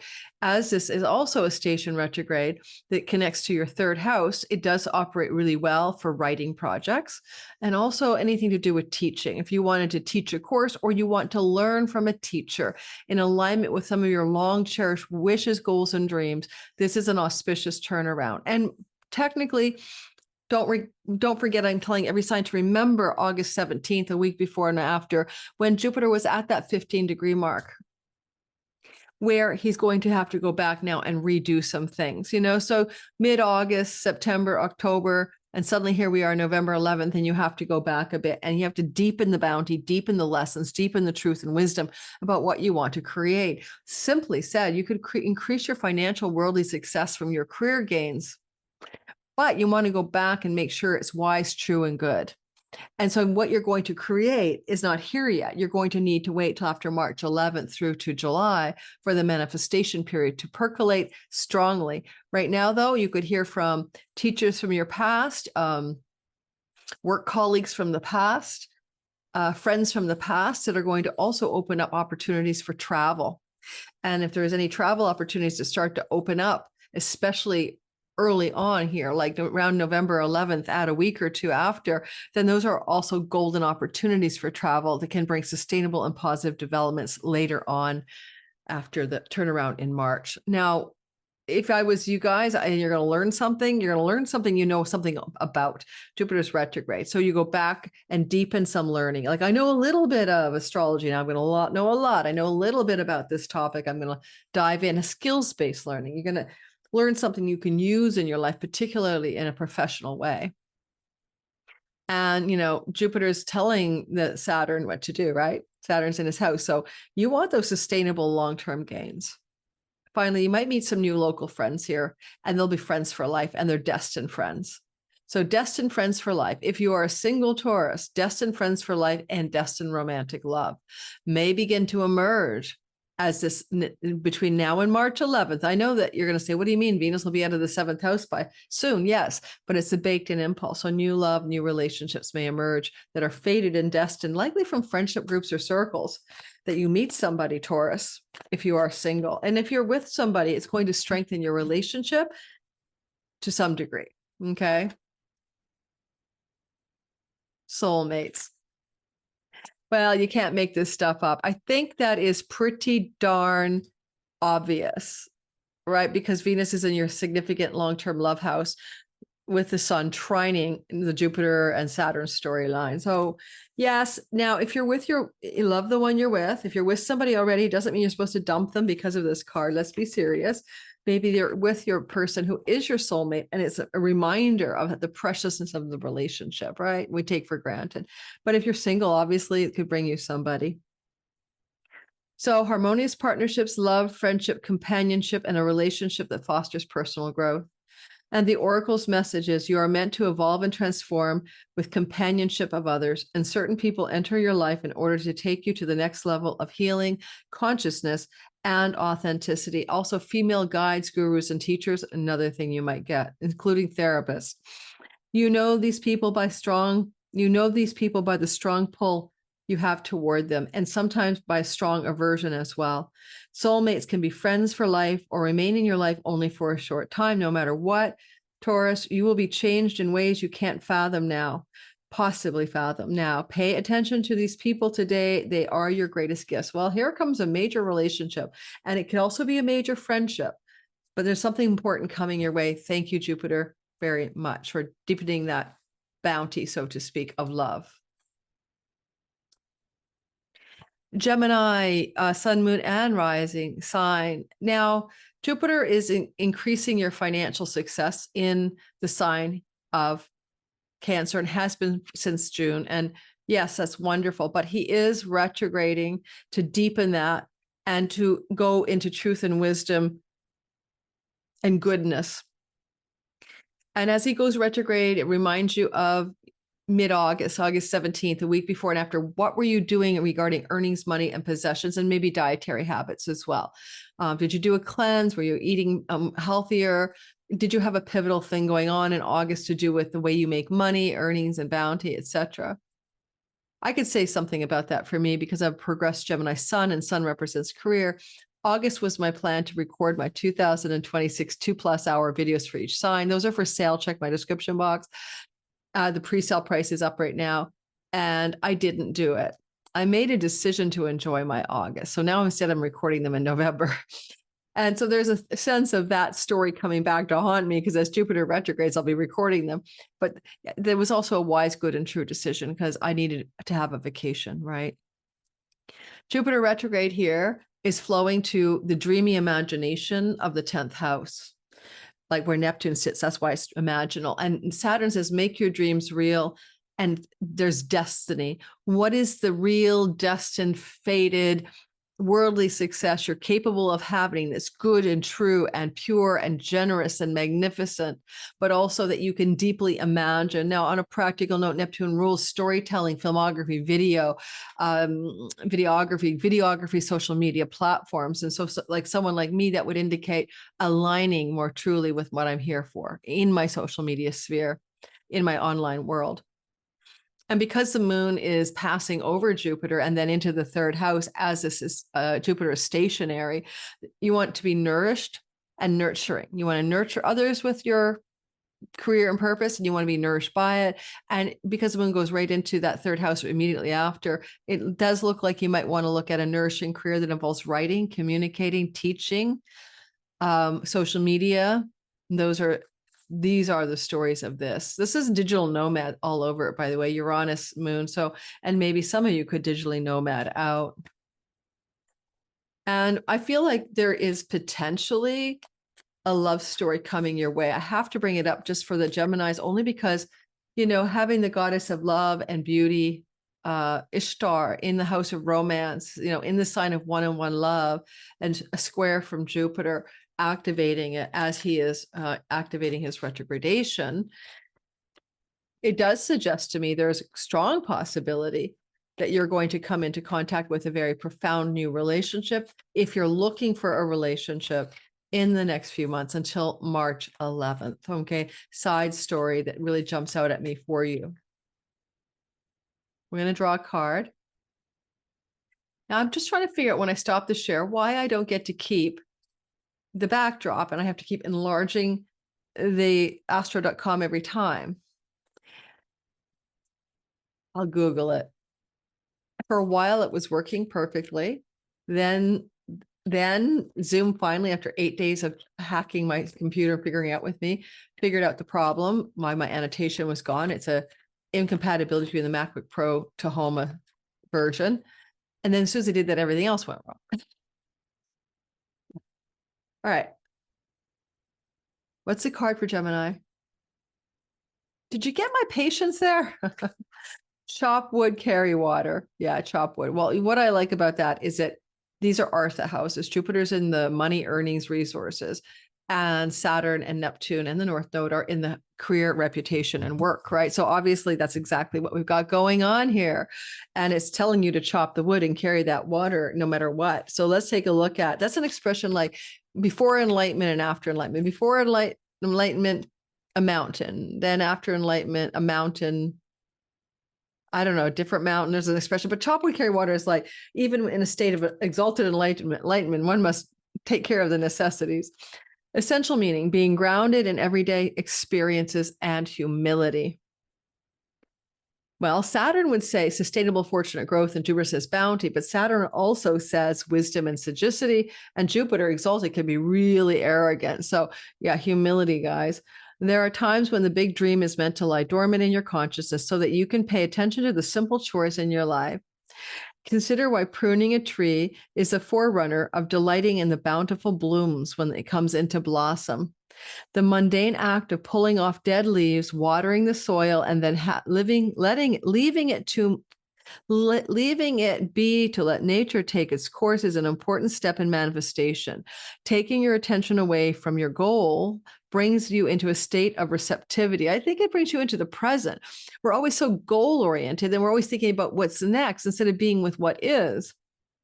That receptivity is the present moment. So like Eckhart, this is the deeper purpose for releasing attachment. Okay, so that's called karma yoga. You do it without attachment to the outcome. And that's where the power is. When you engage in everyday tasks in a meditative, contemplative way, you clear your energy and you receive your aha moments, which brings you ever closer to what you seek. That is so perfect. I love that for us, for Gemini sun. All right, we're moving into the next sign. And that sign, of course, is going to be Gemini. No, it's going to be Cancer. All right, Cancer, obviously it's about you. Jupiter exalted here since my God, my brain, I believe it was June, end of June. Jupiter exalted here is your guy. He's got your back. He's your superhero. He's protecting your health. He's watching out for you. He can make you fat, chubby, girthy, pregnant, expand your girth. He can bring you hope, faith, and optimism and luck. Now, all that said and done, he's retrograding. And as he goes into his retrograde motion, you're going to notice that something that you started to really focus on with great hope and bountiful expectations, maybe in August, mid-August, August 17th, a week before and after, he has to go back over that territory again. And he's going to rethink it and deepen it and give it a little more superpowers of true, authentic spiritual mojo and juice. And because if it's your Cancer sun, it may be about your nest, your home, and your emotions. And if it's a Cancer, moon, nest, home, and emotions, Cancer sun, career, purpose, and vitality physically. And if it's your Cancer rising, it's definitely about the simulation character, your avatar in this game of life. And it might literally be about your body and health as well, or about your mindset or personality or what you want to attract to you in life. And Jupiter's got a huge magnetic pull. So what you want to attract to you. And with Jupiter in your first house, you've got this, but you have to go back now. You have to go back. You have to retrace your steps all the way back to mid-August. And as he goes direct March 11th, you'll know which direction you're really headed for.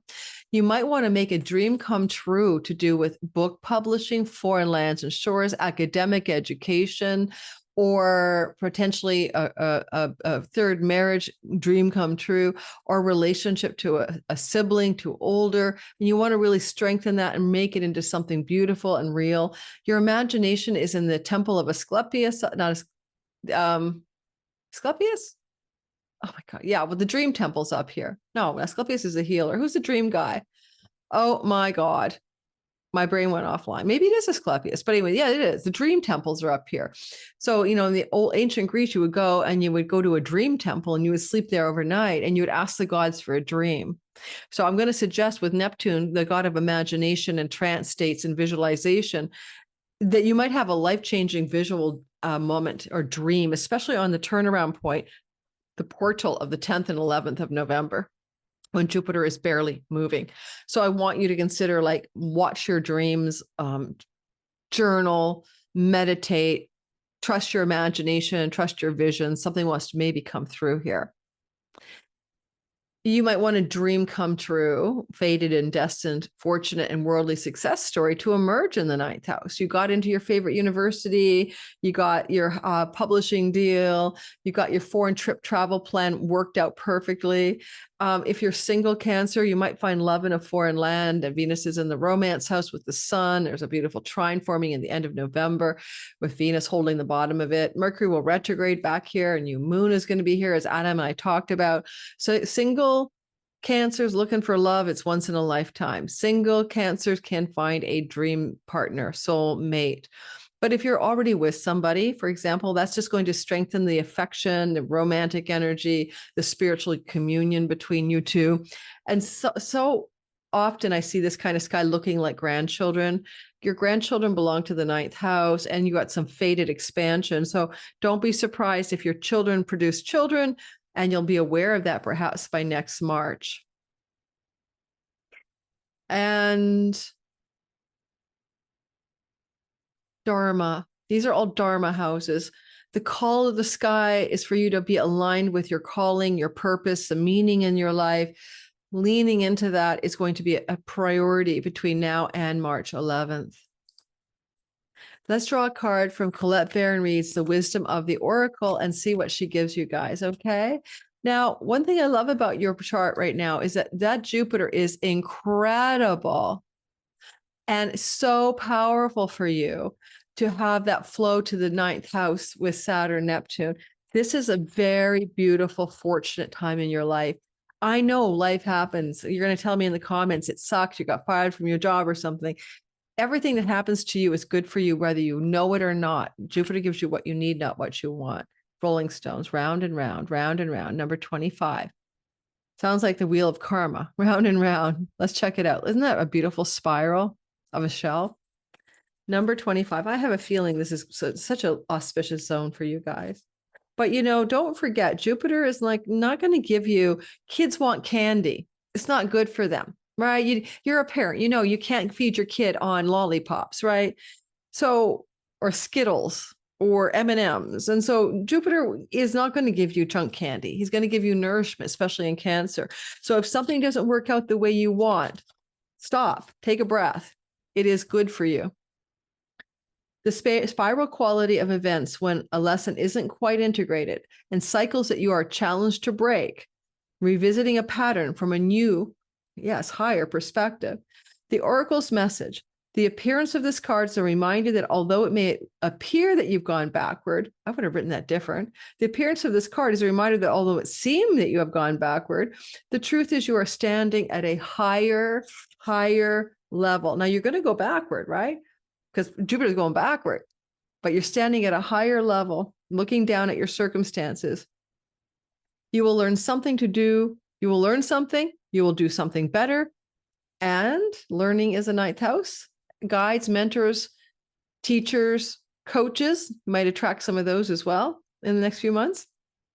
You will learn something to do something better and break a cycle and that you have set up in the past. You actually have a bird's eye view of your initial footprints, and you can access the wisdom and lessons learned.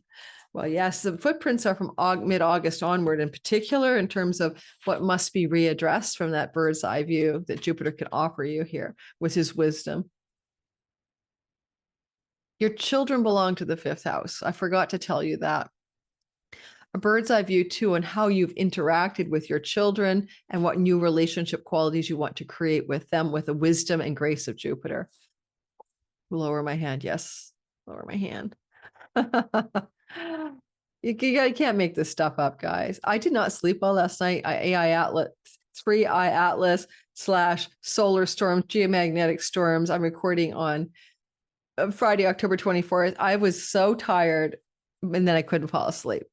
Because then all of a sudden I was like I taught a class last night, I facilitated a guest teacher for Sky Reader, and class finished, finally got the stuff uploaded. At 9 o'clock to after midnight, I felt like it had 10 cups of coffee. But before the class, I was ready for bed. All right, so November the 10th, 11th, kind of cusping there. Jupiter stations retrograde in the sign of Leo. And for you, this is going to take you into a time of deep contemplation of matters that are quite unconscious. And Adam and I talked in the intro about that. Go back and listen. Your unconscious mind or unconscious part of our being is not bad or negative. It's not like going unconscious, right? You know what I mean? Like that was an unconscious thing to say. No, it's like the substrate of who you really are. The mind, the thinking mind, is the surface level, the waves on the ocean. And in that regard, this is very deep. And if you are a Leo thinking of spiritual liberation or awakening, the moksha houses of awakening 12, 4, and 8 are triangled up here and will intensify over the next couple of months. But also most of you aren't thinking of that. So maybe a beautiful, fortunate, bounteous bit of change of home circumstances, maybe being engineered by Jupiter from the backroom deals. And someone's conspiring to bring you a new home, a change of home. There can be some money coming from mom, dad, family of origin to fortify and strengthen your enjoyment of your home. And you may also find that inheritance from an elder, in particular, a grandparent, maybe, or a very elderly parent, may be set in motion by Jupiter retrograde. Now he's going back to like August. So if we're talking about inheritance, was your grandma or grandpa sick or an elderly parent, on death's doorstep in August? Well, now Jupiter's going back to finish the job. That sounds awful. Sorry about that, but you know what I mean. Jupiter retrograde, deepening the bounty as well. And this is calling you forth to ashram, solitude, guru, spiritual retreats in the 12th house. And alone time is fruitful and creative, but also alone time is prosperous and bounteous. Your solitude is your biggest teacher here. And so seeking some alone and introspective time is important. On a very boring note, you might get some kind of desire to redecorate your home, especially in November, December, paint, redecorate, something like that. Be creative with your home. Venus rules siblings in your chart. And there's a possibility too, because you're hooking up to Jupiter, that you might find some really deepening of your relationship with a sibling and maybe even some financial support from a sibling. Let's go ahead and draw a card for Leo and see what we get here.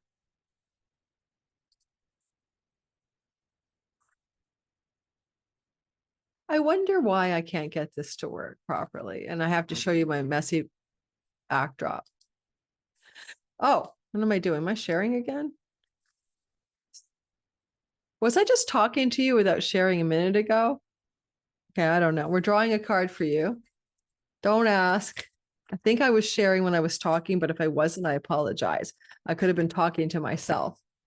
But just in case I wasn't sharing, but no, I think I was. but now I'm worried that I wasn't. This is the sky for you that I was talking about. Okay. I'm sorry, guys. I didn't sleep well and I'm like zoned out. Okay. That's the sky. Yeah. 8th house, 12th house, and 4th house. Now we're going to stop the share and draw a card from the Wisdom Oracle by Colette Baron Reed, because wisdom is Jupiter and Saturn in this chart. Go the distance. And there's like a cheetah striding across a desert.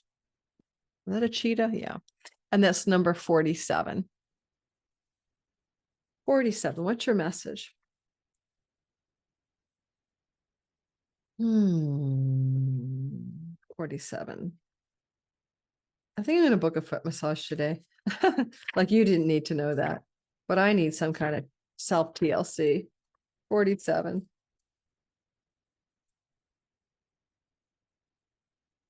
There's a place down the street and it's real, like, reflexology by Chinese people. And because that's very popular in Vancouver, Canada, there's a lot of Chinese owned foot reflexology studios, and they go hard. They dig in so hard that I leave with a sweat on my brow.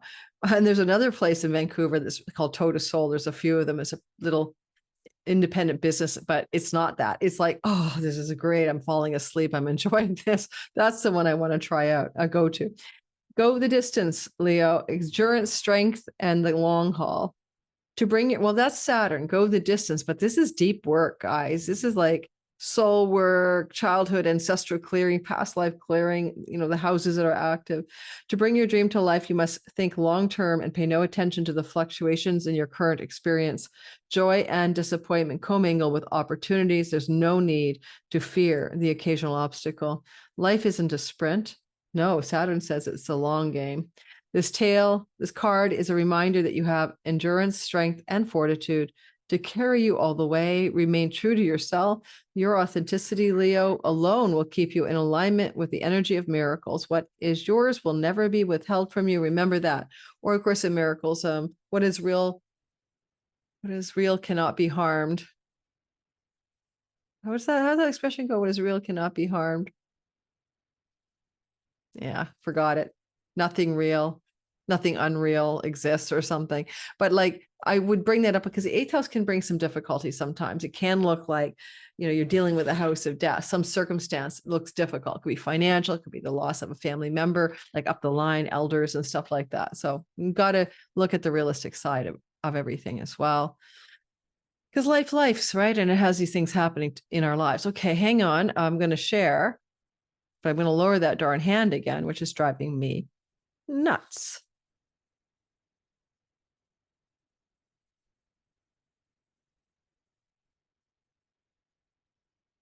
Okay, I'm having a moment because I can't find my share button.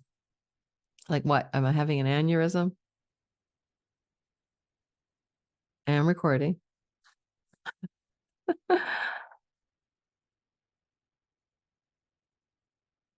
Okay. You've got to be kidding me. The share button's gone. There it is. Oh.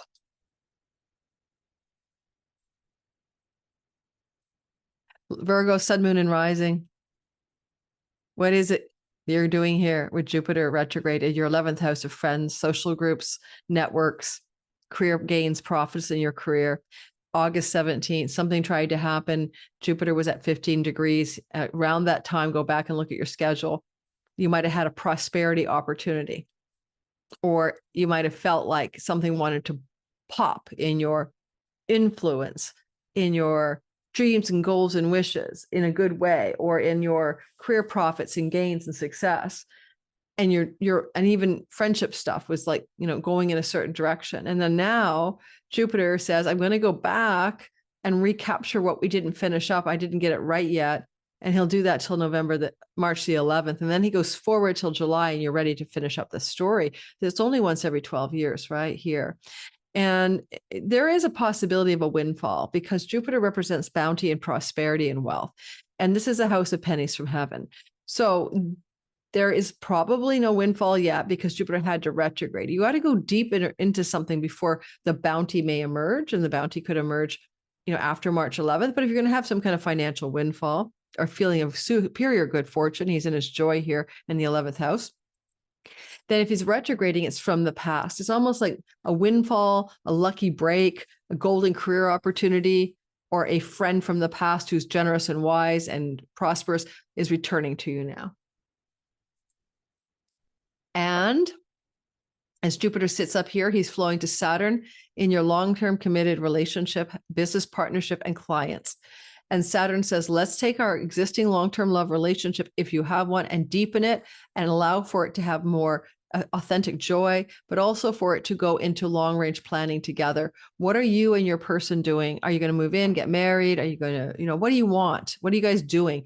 Jupiter's having you revise, revision, and rethink that. And even retrograde Saturn in the 7th house is saying the same thing. Now, if you're all by yourself and you don't have a partner, Virgo, well, then this is good news, because, you could indeed, with Venus by the late part of November, meet somebody. So the last 10 days of November, Venus is really hooking up to the water trine. And you could quite potentially fall into a new relationship with somebody that you meet through the local community, like the regular daily places you go, you bump into someone, or through shorter distance travel. And so there's excitement there, and it may be surprising and shocking. I'll be covering that in the week for that, because it's connected to a kite. But the vibe would be Jupiter will only bring you the true, the good, and the wise with Saturn relationship, either deepening, furthering new forms and structures on an existing love, new foundations that get stronger, or you will find a new relationship built on that same foundation. Because, Saturn's been testing your long-term committed love house since 2023. This is your last chance to figure it out. By February of next year, February, March, that story is over. And so you're looking for the quality foundation relationship story that you can go into your distance like 30 years ahead, and it's still going to hopefully be there. And this is that gelling of that narrative. Windfalls, pennies from heaven, definitely something to consider. Could come from a sibling, could come from a sibling, one younger, one older, could come from your partner. If you're in a relationship, they might be really prospering in, they say, their life, their career, and you might benefit residually from their fortunes. We're going to draw a card for you, Virgos, and see what we get, Sun, Moon, and Rising, and take a gander at the wisdom of the Oracle by Colette Baron Reed. Well, of course, we need to imagine. That's Neptune in your 7th house of marriage, clients, audience, marketplace, business partners. I would say that your partner and you in relationship, in business or love, need to co-imagine what you have together. I have a Virgo rising girlfriend. I've been with the same guy for 8-9 years. They haven't bought a house yet together. They've talked on and off. They may never buy a house together. Maybe that's not what they want to imagine, right? And they're both of a certain age, you know what I mean? In their 60s kind of thing, where, they both have their lives, their own places, and maybe having a home together is not a priority. Where the hell is that card? Number 20. But they have to imagine this stability and form of expanding it, the sustainable, fortunate growth of the relationship. And even my daughter, Virgo rising, in her 5-year relationship, has the same question ahead of her. So the key word of this is turning imagination into manifestation, creative thought, visualization, the power of aligning imagery and feelings, creativity and illusions. The Oracle's message: who do you want to be? What do you need to believe in to have what you want, the life you want?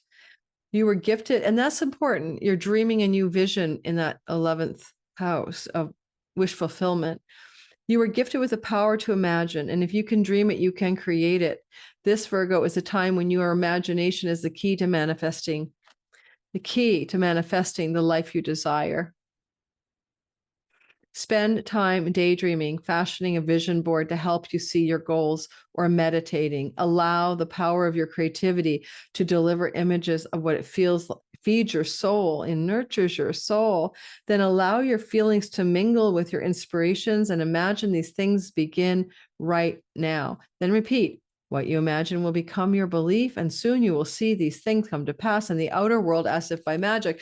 Well, yes, but affirmations don't work because we don't believe them. Right? You know what I mean? There's a level of distance between what you experience in your reality and what you want, because you can say, I am vastly wealthy, and you can barely pay your bill. So that doesn't always work. You only need one deep imagining to make it work. But you have to go deep and still and present and imagine. Okay. I've got so many stories of that in my life, but it's not like affirming constantly. One deep, still, true inner imagining session with your life and yourself is all you need to do. And it's like when you order something at the restaurant, do you like then keep reordering it? The waiter's already put the order in. Don't do it over and over again. I don't think we need to. If it's from the still point within, if it's for our good, it will come to pass. Alrighty, that's a lecture. Moving on. Yes, I know. There's my desktop. Look how messy it is. And my mouse is stopping working too. That's not great. Moving on to the Libra, Sun, Moon, and Rising folk. So Libra, you got a story here where you've got Jupiter, tracking backwards to where he won by March. He gets to where he was mid-August, August 17th. So you were going to do some prosperous, bounteous forward momentum up here in your 10th house of career, ambition, success, recognition, prosperity, worldly success, all of that stuff. And you had a big plan, and like mid-August, you got this. And then like, here we are. You got to go back and rethink, redo, deepen the bounty, get more true, wise, and noble and good as you calibrate that story. Certainly, you could get a job opportunity from the past returning to you. You might go back and work in a place or in a setting that you worked before if you're looking for work. And that's because we have a lot of Artha, or material wealth and work energy, in houses 2, 6, and 10, where the triangles is a grand water trine is forming. And possibly it could indicate a recalibration, like going, maybe you want to go back to a job you've had before, or rethink or revise a current situation to do with work, job, employees, employment. Some of you, for this story with Saturn ruling your 4th house, may change where you live to possess a new home. For many of you, it could be a rental. For some of you, it could also be a purchase. So purchasing a home, renting a home, changing your home, and plans to do so or shifts to do so by March 11th. And maybe if you look to August, you might have considered some of these things, and now you're really going for it or really deepening it. And it's also very positive for improving your health, especially Libra, if your health is impinged upon by your dietary habits or addictions. This is an A+ chart for shifting that and completely turning it around. Jupiter could represent a guide, a teacher, authority figure of knowledge and wisdom who points you in the right dietary style that will definitely fortify your health and make a difference. Last opportunity here is pet. You might want to and might receive the opportunity to have a pet, to possess a pet between now and March the 11th. If you already have pets, fine. Maybe your pets are going to have pets. Maybe you're going to have pets that have pets. I mean, pets that have babies and give you more pets. The cat has a litter, The Wisdom Oracle, Colette Baron Reed, guidance for Libra. You are coming to a fork in the road. That's what it is. It's a fork in the road. It doesn't surprise me, because Jupiter in the 10th house is in one of the cardinal houses that spins the wheel of your destiny. And he's going to deepen by next March, your understanding of what you really want in work, career, and money, so that March to July you can go forward. I'll do a quick reading of Fork in the Road, number 13. Death and rebirth, anyone? Your message from Forking in the Road.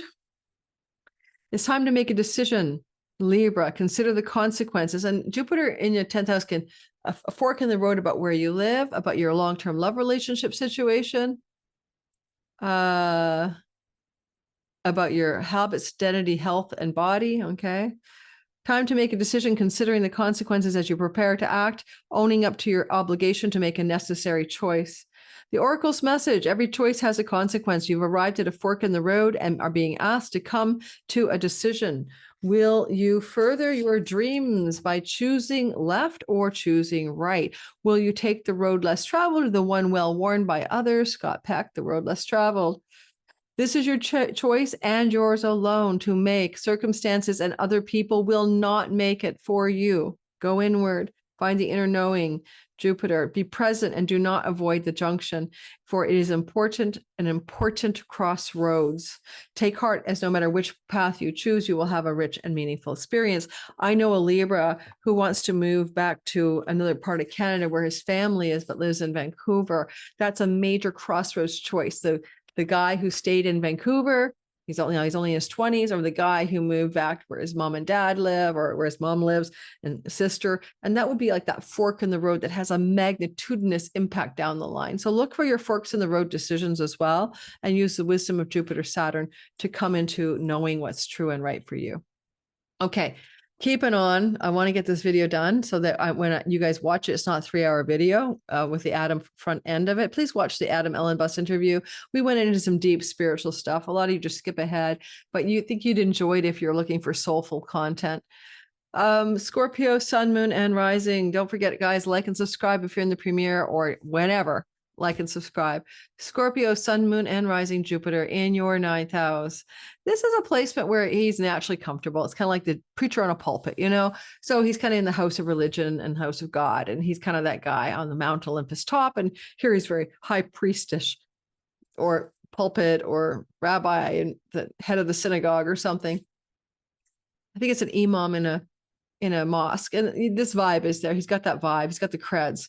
He's exalted. He's telling Saturn what to do in the 5th house. Well, for one thing, if your children are capable of producing grandchildren, this is going to look like a potential true story in the next few months, by next March.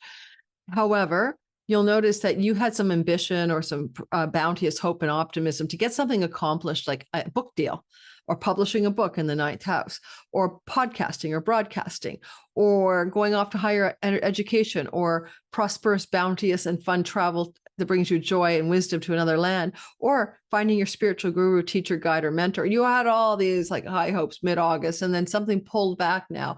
Jupiter's like, we got to go back to August 17th. We're going to take our time till, March 11th to get there. Deepen, know, true, sustainable growth is needed. And Saturn likes to grow things creatively. He's with Neptune, the imagination. This is good for storytelling, fiction, screenwriting. It's good for any artistic creative endeavor. The muse is wanting to reach you. And Saturn says the muse brings you structured and long-term gains. Like if you're going to write a novel, you think you're going to write a novel, it's probably a trilogy, right? But if anything downloads for you at this time, it has that long-lasting, enduring, and maybe multiplicity quality to it. Triplets of writing, You could find that your children, right, they're in that 5th house, and your relationship to your children is going to strengthen in a more bounteous, sustainable, and fortunate way from a place of deeper truth and knowledge and wisdom. If you have struggles with those relationships at all, some of your children could have some more fortune as well. And they may end up going into a time of great luck, travel, or educational opportunity. I like Jupiter up here is really like dispensing good dreams. This is the dream temple of Asclepius, whatever. You're gonna get dreams from this. You're gonna have some insights. You might like, this is a really good time to like binge on Eckhart Tolle or I don't know, Gangaji or some of these teachers online, to like saturate yourself in spiritual, to read the Bhagavad Gita, to go back and read your Bible if that's your gig. I mean, this is where spiritual knowledge and wisdom is very nourishing for you and deepens your connection to the divine. Venus is in your sign. You want to be more beautiful, likable, prosperous, charismatic and charming. And you can find that that's true over the next few months, that you level up to a new level of all of that kind of energy. And it's really good if you want to reach a marketplace or audience in exciting new ways. So that's good for some of you Scorpios who are into that, especially the artistic or creative Scorpios can have some major breakthroughs here, including international success or viral hits. So if you're an artistic, creative, keep going. Same for the entrepreneurs. Everything I said is true. We're going to go ahead. We're going to draw a card for you. And don't forget, you've got till March 11th to backtrack through old territory that you started going, August 17th, to November 10th, 11th, and now you're going to retrace your steps, right? But that's okay. Jupiter's so good at knowing, and it's about your why. What's your why in life, guys? What's your why?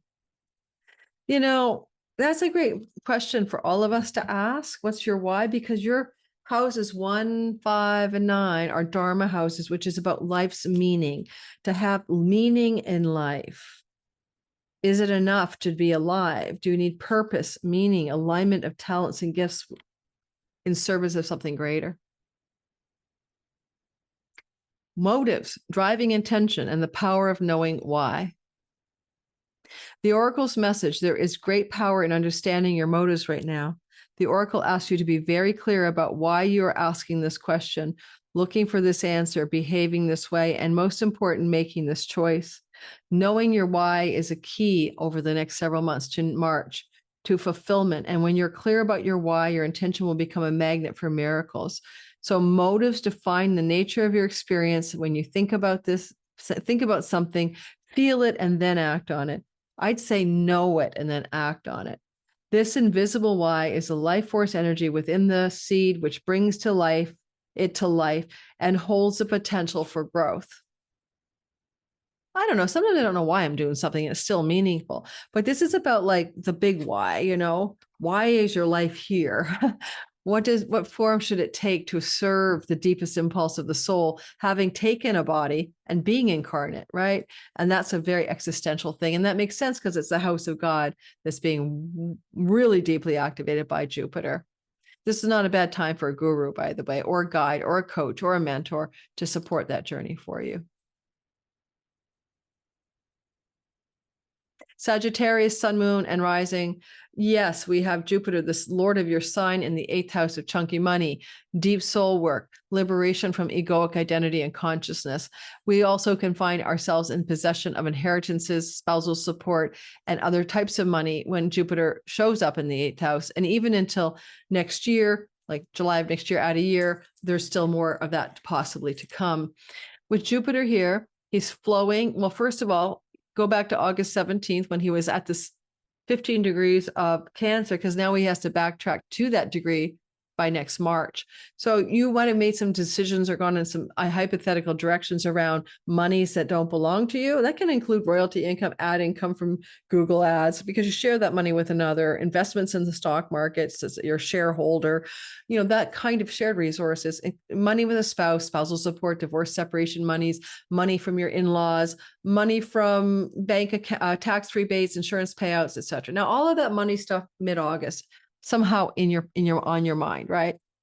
Now you're going to go backwards and you're going to, and includes inheritance, and you're going to deepen the bounty of what this is truly for: true, right, just, and good, sustainable fortunes and growth. And it's going to involve land, property, and real estate, or money that you inherited through your in-laws or elders in your family system, potentially, that you will or have and could have that kind of money coming to you through till March 11th. You might notice as well that you might have an impulse here with the Venus placement and the sun, and they're deepening that triangle as the month progresses in November to change your home to a far off distant shore or land. The sun suggests it could be a country foreign to the one you currently live in. And some of you might want to move or relocate. I got a Sag friend who's Mr. El Camino. And I'm sure that some part of his soul is like, I'm done with Canada, I'm going to move to Europe. And I wouldn't be surprised if this impulse doesn't strike him as something he needs to really deepen and consider. But he also has ailing and aging, very old parents. And it's possible one of them could pass, you see, especially a solar figure, but with Venus, also a mother. So mother, fathers, elders passing, Sag's life happens. Or in the life of your significant other. If you're married, then it could be your partner or your in-laws and somebody on their side of the family passing. So astrology covers real things. It's not all Aries, unicorns and rainbows. Life has death, death has life, right? Life is a terminal illness. So I have to draw your attention to that as well. Neptune wants you to imagine and dream from your dark midnight hour. Spend your evenings quietly imagining, do some vision boarding, meditate in the evenings, okay? This is private life, spiritual discipline, hooking up to spiritual liberation. In fact, houses 12, 4, and 8 can liberate you from the matrix and the illusion of who you are and give you a spiritual uplift. Because I don't want to sound like I'm always preaching to you guys, but we always get caught up in our thinking mind, which tends to be always remembering the past or envisioning or anticipating the future. And this is my biggest lesson. I got really derailed in the last 2 years. I was talking to Adam about that before we started the video, and I'm going to share that with you because you got all this moksha going here by, the treadmill of YouTube content creation and success. It's very exciting, and it's also very tiring, and it's also very, you can just as much have life tragedy that makes you feel like you're not connected to your inner moments as life successes. So I found the last 2 years has been a journey of learning to come back to my quiet, still place within, so that I'm not caught up on the treadmill of content creation and YouTube algorithms and trolls and all that stuff destabilizing me. I'm giving you the same advice, Sag, okay? Because the same kinds of energies are activated as what I just described to you. Where have you felt orphaned by your reality as well? Because 8th house is the shame, betrayal, and abandonment wounds of humanity. And that's being investigated, as well as your childhood. If you felt past lives, 12th house, or childhood wounds that, you have yet to tend to, it's the orphan energy archetypally that you might be healing at this time. Number 5, and, we all have them. It's not just you. No parent left a child unscathed. All right. A sense of loss. Yes, you could lose someone in your family or your partner's family. An identity crisis, recognizing that you don't fit in, the need to belong, uncertainty about your place. The message: we were all meant to have connection with other people within our family, society, and the culture at large. No man is an island. And it's important to recognize. And that's interesting because 12th house is isolation and 4th house is quiet, private life. So reach out to others. No man is an island.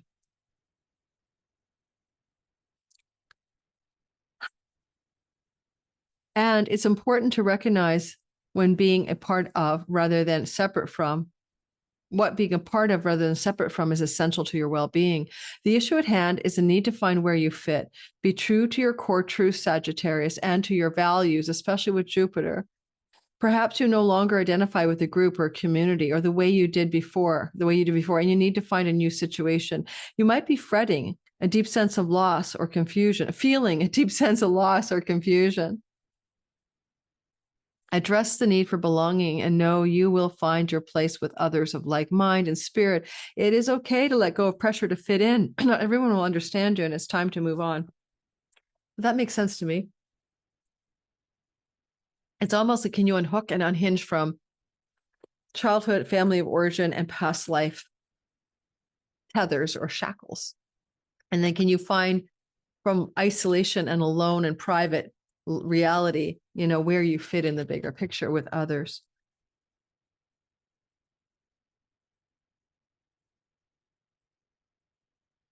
Capricorn, sun, moon, and rising sign. And we have a very powerful sky with your Lord Saturn hooking up to Jupiter retrograde on the 10th of the month, 10th, 11th.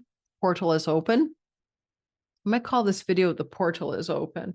Let me write that down. I got to tell my video guy the portal is open. Yeah. All right.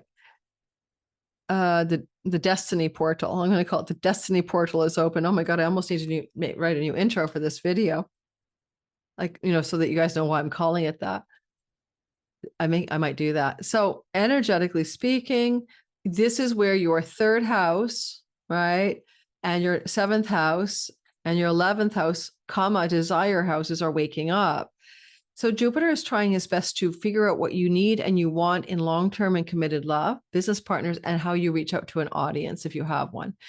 And, Jupiter here, he started moving here, I believe it was in late June, and he kind of is good for giving you what you need, but not what you want. And so if you were in a long-term committed love, he could have closed the doors to that relationship for sure. Now that he's retrograding, also former long-term committed love from your past, and that including past lives because of the nodal axis, will come into the forefront for you as other things may fade to the background. You're going to find that as he's retrograding, you're deepening your relationship to other people who carry Jupiter energy. That can be a teacher, a guide, a coach, a mentor, or a guru, or a body of spiritual knowledge and wisdom. And he is retrograding on the 10th, 11th, the destiny portal is open. and he's going to go backwards, and he's going to go into the time of reconsidering developments from August 17th to November 10th and going back to recalibrate. So what went on in committed long-term love during August 17th to November 10th, now you have to go back over that territory to get deep, true, wise understanding so that you can have sustainable and fortunate growth in that area of your life. And Saturn can indicate travel connected to this theme, or travel to places you've been before. Saturn is retrograde. I had a spirit just in my ear. There's a dead person coming through for you Capricorns. It's a patriarchal figure. Father figure is wagging a finger. It may mean nothing to some of you, and it mean everything to some of you. Father figure.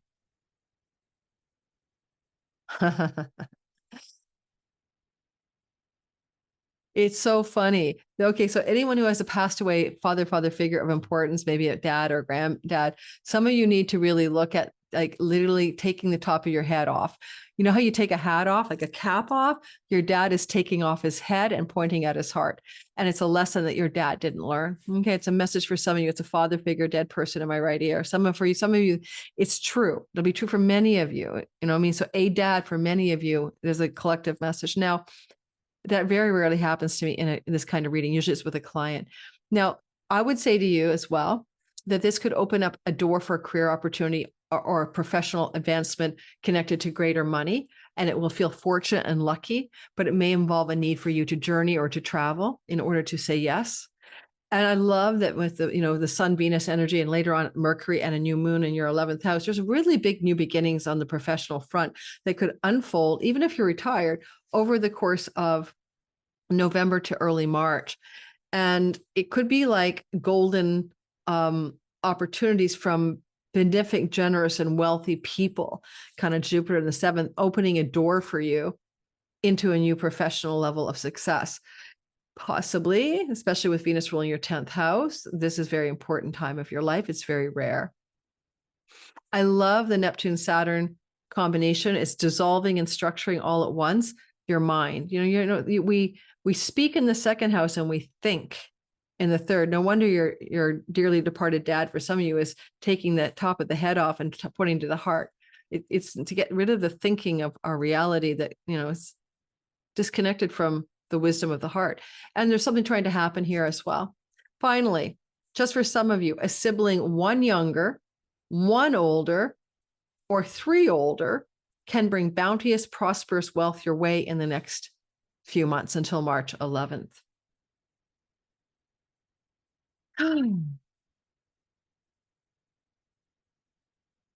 And the wisdom of the Oracle for Capricorn. I'm going to do a new intro and call it The Destiny Portal is Open for my thumbnail, which means that after I finish with you guys, I'm going to do a new intro and then I'm going to staple it together. I just realized, sometimes I don't know what the title of a video is until I get well into it. Chaos and conflict. And I didn't expect that card at all for you. I really didn't. But friends, social groups in the 11th, neighbors, siblings, aunts, uncles, cousins in the 3rd, significant long-term love relationship in the 7th. Yeah, so there is some chaos and conflict involved. Number 33, good old Mason degree. Also, Jesus died at that age, apparently. There's a lot going on. 33 is an important age in cosmology, but it also connects to other energies. It connects to the archetype of the 10th house, one's visible purpose, career, and reputation. And you're being asked to consider what that might be as well. All right, 33. Disarray, being at a cross purpose with another, the tension of opposites, and the value of chaos before order. Well, Jupiter is opposite. It's the I, thou axis, axis, Capricorn, Cancer, I, thou. Jupiter exalted, by the way, be cautious. It could be a guru coming your way, but you exalt them, like you put them on a pedestal. So there's that cautionary note.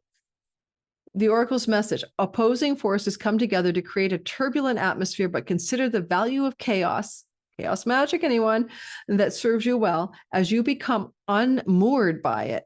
Scattered by the winds, you leave behind parts of yourself that you no longer need and disperse seeds to reinvent yourself anew. Although the conflict appears to exist externally, its essence is internal, projected outward and causing disarray. You may find, and that's the self-axis, right?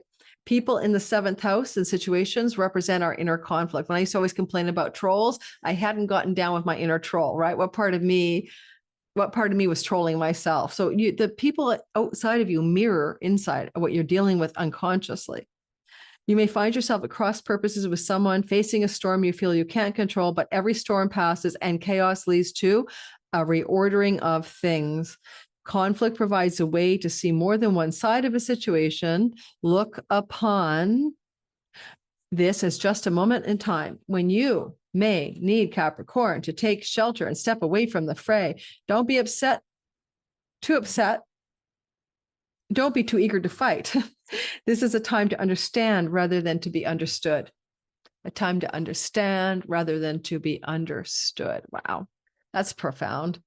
Yay, Colette Baron Reed, you nailed that one. Finally, we had 2 more signs, and I'm going to do an intro to this, pop it off to my video guy, my thumbnail person, and take a nap. Aquarius, Sun, Moon, and Rising. You got a story here. Well, we do. I'm one of you. That we have a Jupiter 6th house placement. It increases our prosperity and bounty in our work, better for our health, good for pets and rentals.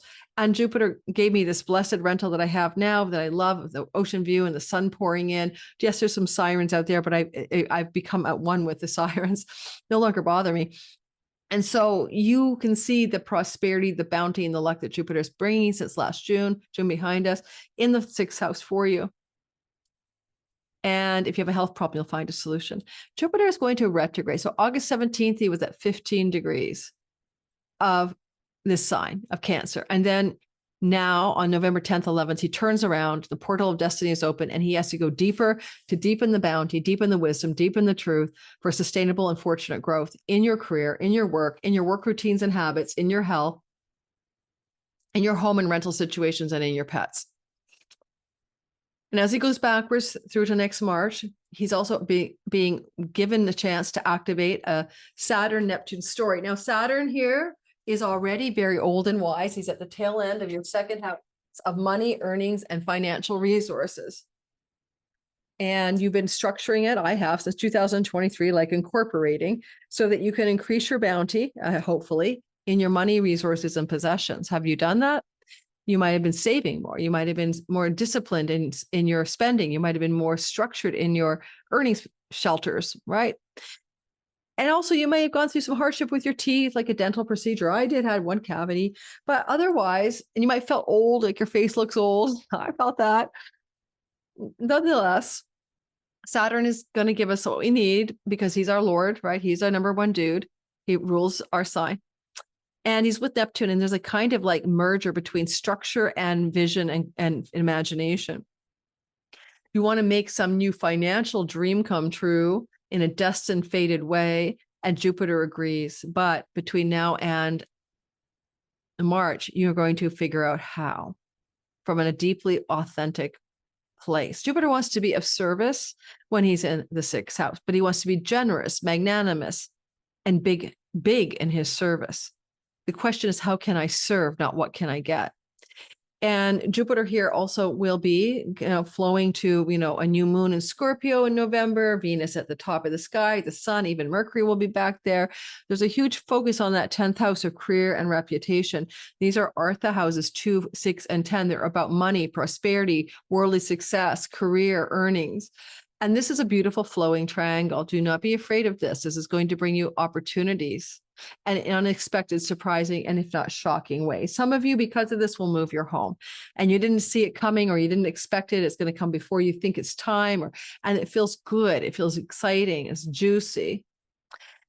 Not all of you will, but some of you will. And the other energy about this here that I really enjoy, and for you to consider, okay, like, what do you want to really do in the work and career and money that you authentically enjoy, that, brings you intrinsic pleasure from the very act of it, right? I get intrinsic pleasure chefing, like lasagna. I love to cook, for example. I don't like to bake. I love to cook. And then I don't have to cook to make the food so people enjoy it as an outcome. The cooking is enjoyable. I have the Vestal flame on my IC. I had an easy bake oven when I was 10. I begged my mother for an easy bake oven. So I have intrinsic pleasure in cooking meals and trying new recipes. You need to find an intrinsic pleasure in your work because Venus is in exile from her intrinsic pleasure. And there's a lesson encoded here that, you know, fame, celebrity, and money isn't intrinsically pleasurable, or it could be for you, some people. But if it isn't, then what's the intrinsic pleasure that you're finding by doing the work you do in the world? And that's going to be a deep question that Jupiter will go into with a deep wisdom, truth, discovery, and knowledge. And you'll discover the answer to that by next March. And then March 11th next year through to July, you're going to go ahead and enable that new intrinsic pleasure to become a thing in the world. Potentially, I just want to point out that Jupiter is in a square to the goddess of love and beauty, Mesopotamian goddess, sexuality, love, beauty. And this could open up a new relationship for you that most likely will be karmic, but also be connected to foreign lands, foreign shores, and distant places, or a spiritual community or learning setting. You can meet this person in all of those things through till next year. This would be true till July, perhaps, but certainly by next March. And that's what I've got for you. Let's go ahead and draw a card from the Oracle deck. And we're going to ask Wisdom of the Oracle by Colette Baron-Reid for just an accessory to the story and astrology. What else can we add to that that might give us some guidance so we can have the knowledge we need to move forward? Loyal heart, 2 owls, like loving each other up. And it's 35, which is an 8, which is strength, passion, purpose in the tarot. So yeah, power, purpose, wealth, passion. You know, there's something you need to do to, I don't care. You could be married for 1,000 years. It's not about a relationship. It can be about that. It's about being, you know, true to your own heart. Like the Lover's card in the tarot is not just about the union of masculine and feminine and romance. It's about finding one's heart, the calling of the heart, the heart's path. Number 35. Let's go ahead and read that for you. It's funny. I did bring up the relationship possibility too. So because of where that would be like the third marriage house. So if you meet somebody and you're looking for your third marriage partner, okay, and I don't mean just cohabby, then that would bring that person to you. I'm looking for my third marriage partner. Is it you? Are you my third marriage partner? If you're listening, send me an email. Okay, I'm just kind of joking. Do not send me an email. The keywords are fidelity, loyalty, and devotion to your true calling, to your heart's path, to what is intrinsically pleasurable, maybe to a new relationship or an existing one strengthening. Evidence of loyalty will appear in your life. Others will prove they are faithful to you between now and March 11th. Others will prove they. And go back to August 17th. What were you trying to accomplish? Remember, we've got to go back in time. Others will prove they are faithful to you and will in turn commit. You will commit fully to them. There's a sure and abiding certainty in your heart. No spirit is always loyal to you. No matter the outer circumstances in your life, trust and have faith, for you are eternally loved, divinely protected, and divinely directed. Thank you, Lord Jupiter. I accept the assignment. And finally, I think I'm sharing. Oh my God, did it actually share without showing you my messy desktop? Am I sharing? I'm not sharing. I hit the share button. Did anything happen? Now it's sharing. Okay. Pisces, sun, moon, and rising sign.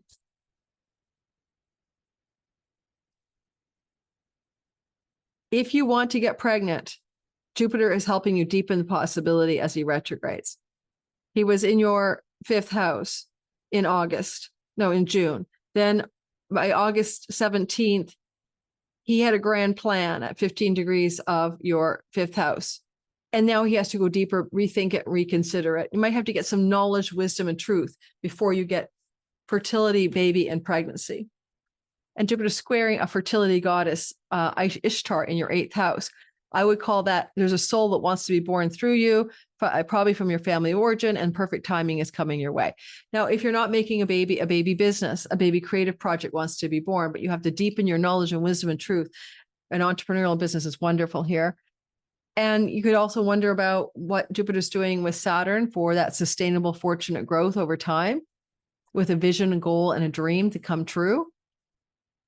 Well, for certainly it's beautiful for starting your own creative project or business that's going to thrive, and deepening your knowledge and wisdom of how you want it to look. You quite didn't have a handle on it yet in mid-August. And so we could start to move forward on this possibility from a deeper place of revisioning, rethinking, revising. Your connection to a former lover or romantic sexual partner from the past may reemerge as this person returns to you for some completion in the relationship. Not likely a restart, but more of a re-engaging some wisdom from the, what I learned by being with you. Your children can have some steadfast luck and fortune by being disciplined and perseverant and focused on their goals and visions and dreams. And your children can be pregnant under this transit, especially with Venus in the 9th house. So if a child is to conceive a child, it wouldn't surprise me between now and March. Although with Venus not in great shape, it may not be the most optimal time in their minds for that to happen, but there could be the conception here of a grandchild. The houses activated are 1, 5, and 9, and these are Dharma houses. This is you aligning with your purpose. This is you trying to increase your focus on meaning and purpose and alignment with your true North Star of why you're in a body. End of story. You're trying to figure it out. Jupiter is in a good fortune house for winning money, and Venus is in a lucky house as well. You may win some money here, but if you do win some money with Jupiter retrograde, it's from the past. And it can almost suggest then that you an unclaimed prize or win could show up for you. You might be revising your relationship to sexuality in particular. That is your 5th house of sex. We make babies there, we recreate there, and you might have a deepening of your connection to romantic or sexual love coming from a more spiritual or wisdom place. It's almost very growing up with Saturn here as well. I mean, for example, I know of a Pisces who keeps getting UTIs as a female through her relationship sex life. And she's already at an age where really, seriously, doesn't really matter anymore. In my humble opinion, excuse my language, but whatever. It's like, is your health worth, risking because of that? And this would be that kind of situation where this person, especially with the moon moving into the house of health, would be reconsidering whether or not that's important or not. Like, can there be some depth of romantic and intimacy without sex and health challenges? That's just an example, right? All of you Pisces will have a different story.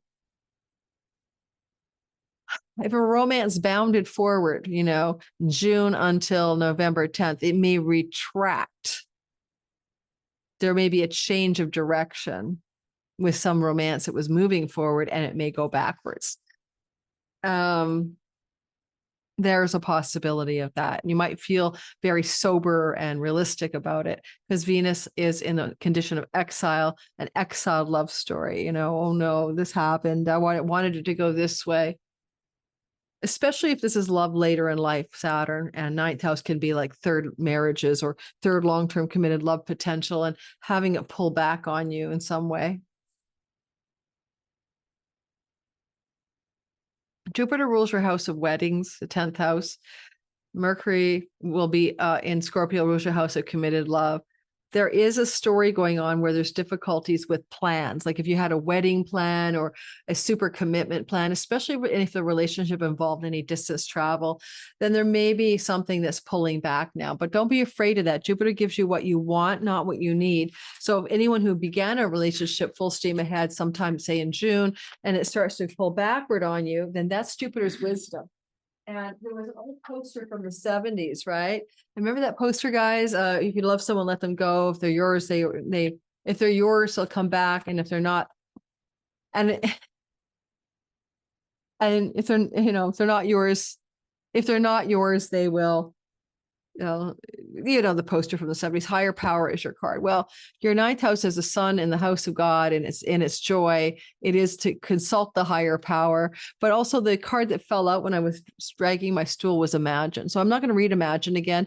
Your imaginational powers are at their peak. Okay. This is like a rare time for you. Neptune and Saturn. To use your imagination, to use your awakened imagination. Go read Neville Goddard, Awakened Imagination, to visualize and dream into being your destiny. Don't be passive. Be receptive, sure, but don't be passive. The difference between passivity and receptivity. And I'm going to show the card to you. This is the card of higher power, but also what skittered out of the deck and landed on the floor is Imagine. So use your imaginal powers. Read Neville Goddard, Awakened Imagination. Did God make man in his image or his imagination? Probably his imagination. It's imagination, her imagination, Imagine. But then higher power. You have to give it to a higher power. Okay, I'm going to read higher power. Is it your higher power? Ninth house is the house of God. Don't project your highest power of who you are into a religion or a guru. You are the higher power. Conscious contact with a higher power, the presence of the divine, seeing source energy in all things Pisces, committing to a partnership with spirit. Self-notice moving through your house of partnership. This can bring you a soul mate from a past life. This can also end an existing relationship, like a marriage. This has been true since January, and it continues to be true till next July. Both are true. But you have to have a commitment to partnership with spirit, because all the physical partnerships on the real plane of life, as you know, are not the real deal. They're just mirrors often of our shadow. Very rare to find a partnership with another. Eckhart Tolle has his wife, Kim. I think she's enlightened too. So that does happen. Or what's his name? Adyashanti has a wife too. Her name starts with an M. Can't remember it. Why do people change their name to these stupid names like Muji? Well, Muji, fine, but like, anyway, but yeah. The card reminds you are more than a person trying to get ahead and make things happen for yourself and others. You have an immortal soul and are gifted with a human life through which a higher power can express itself.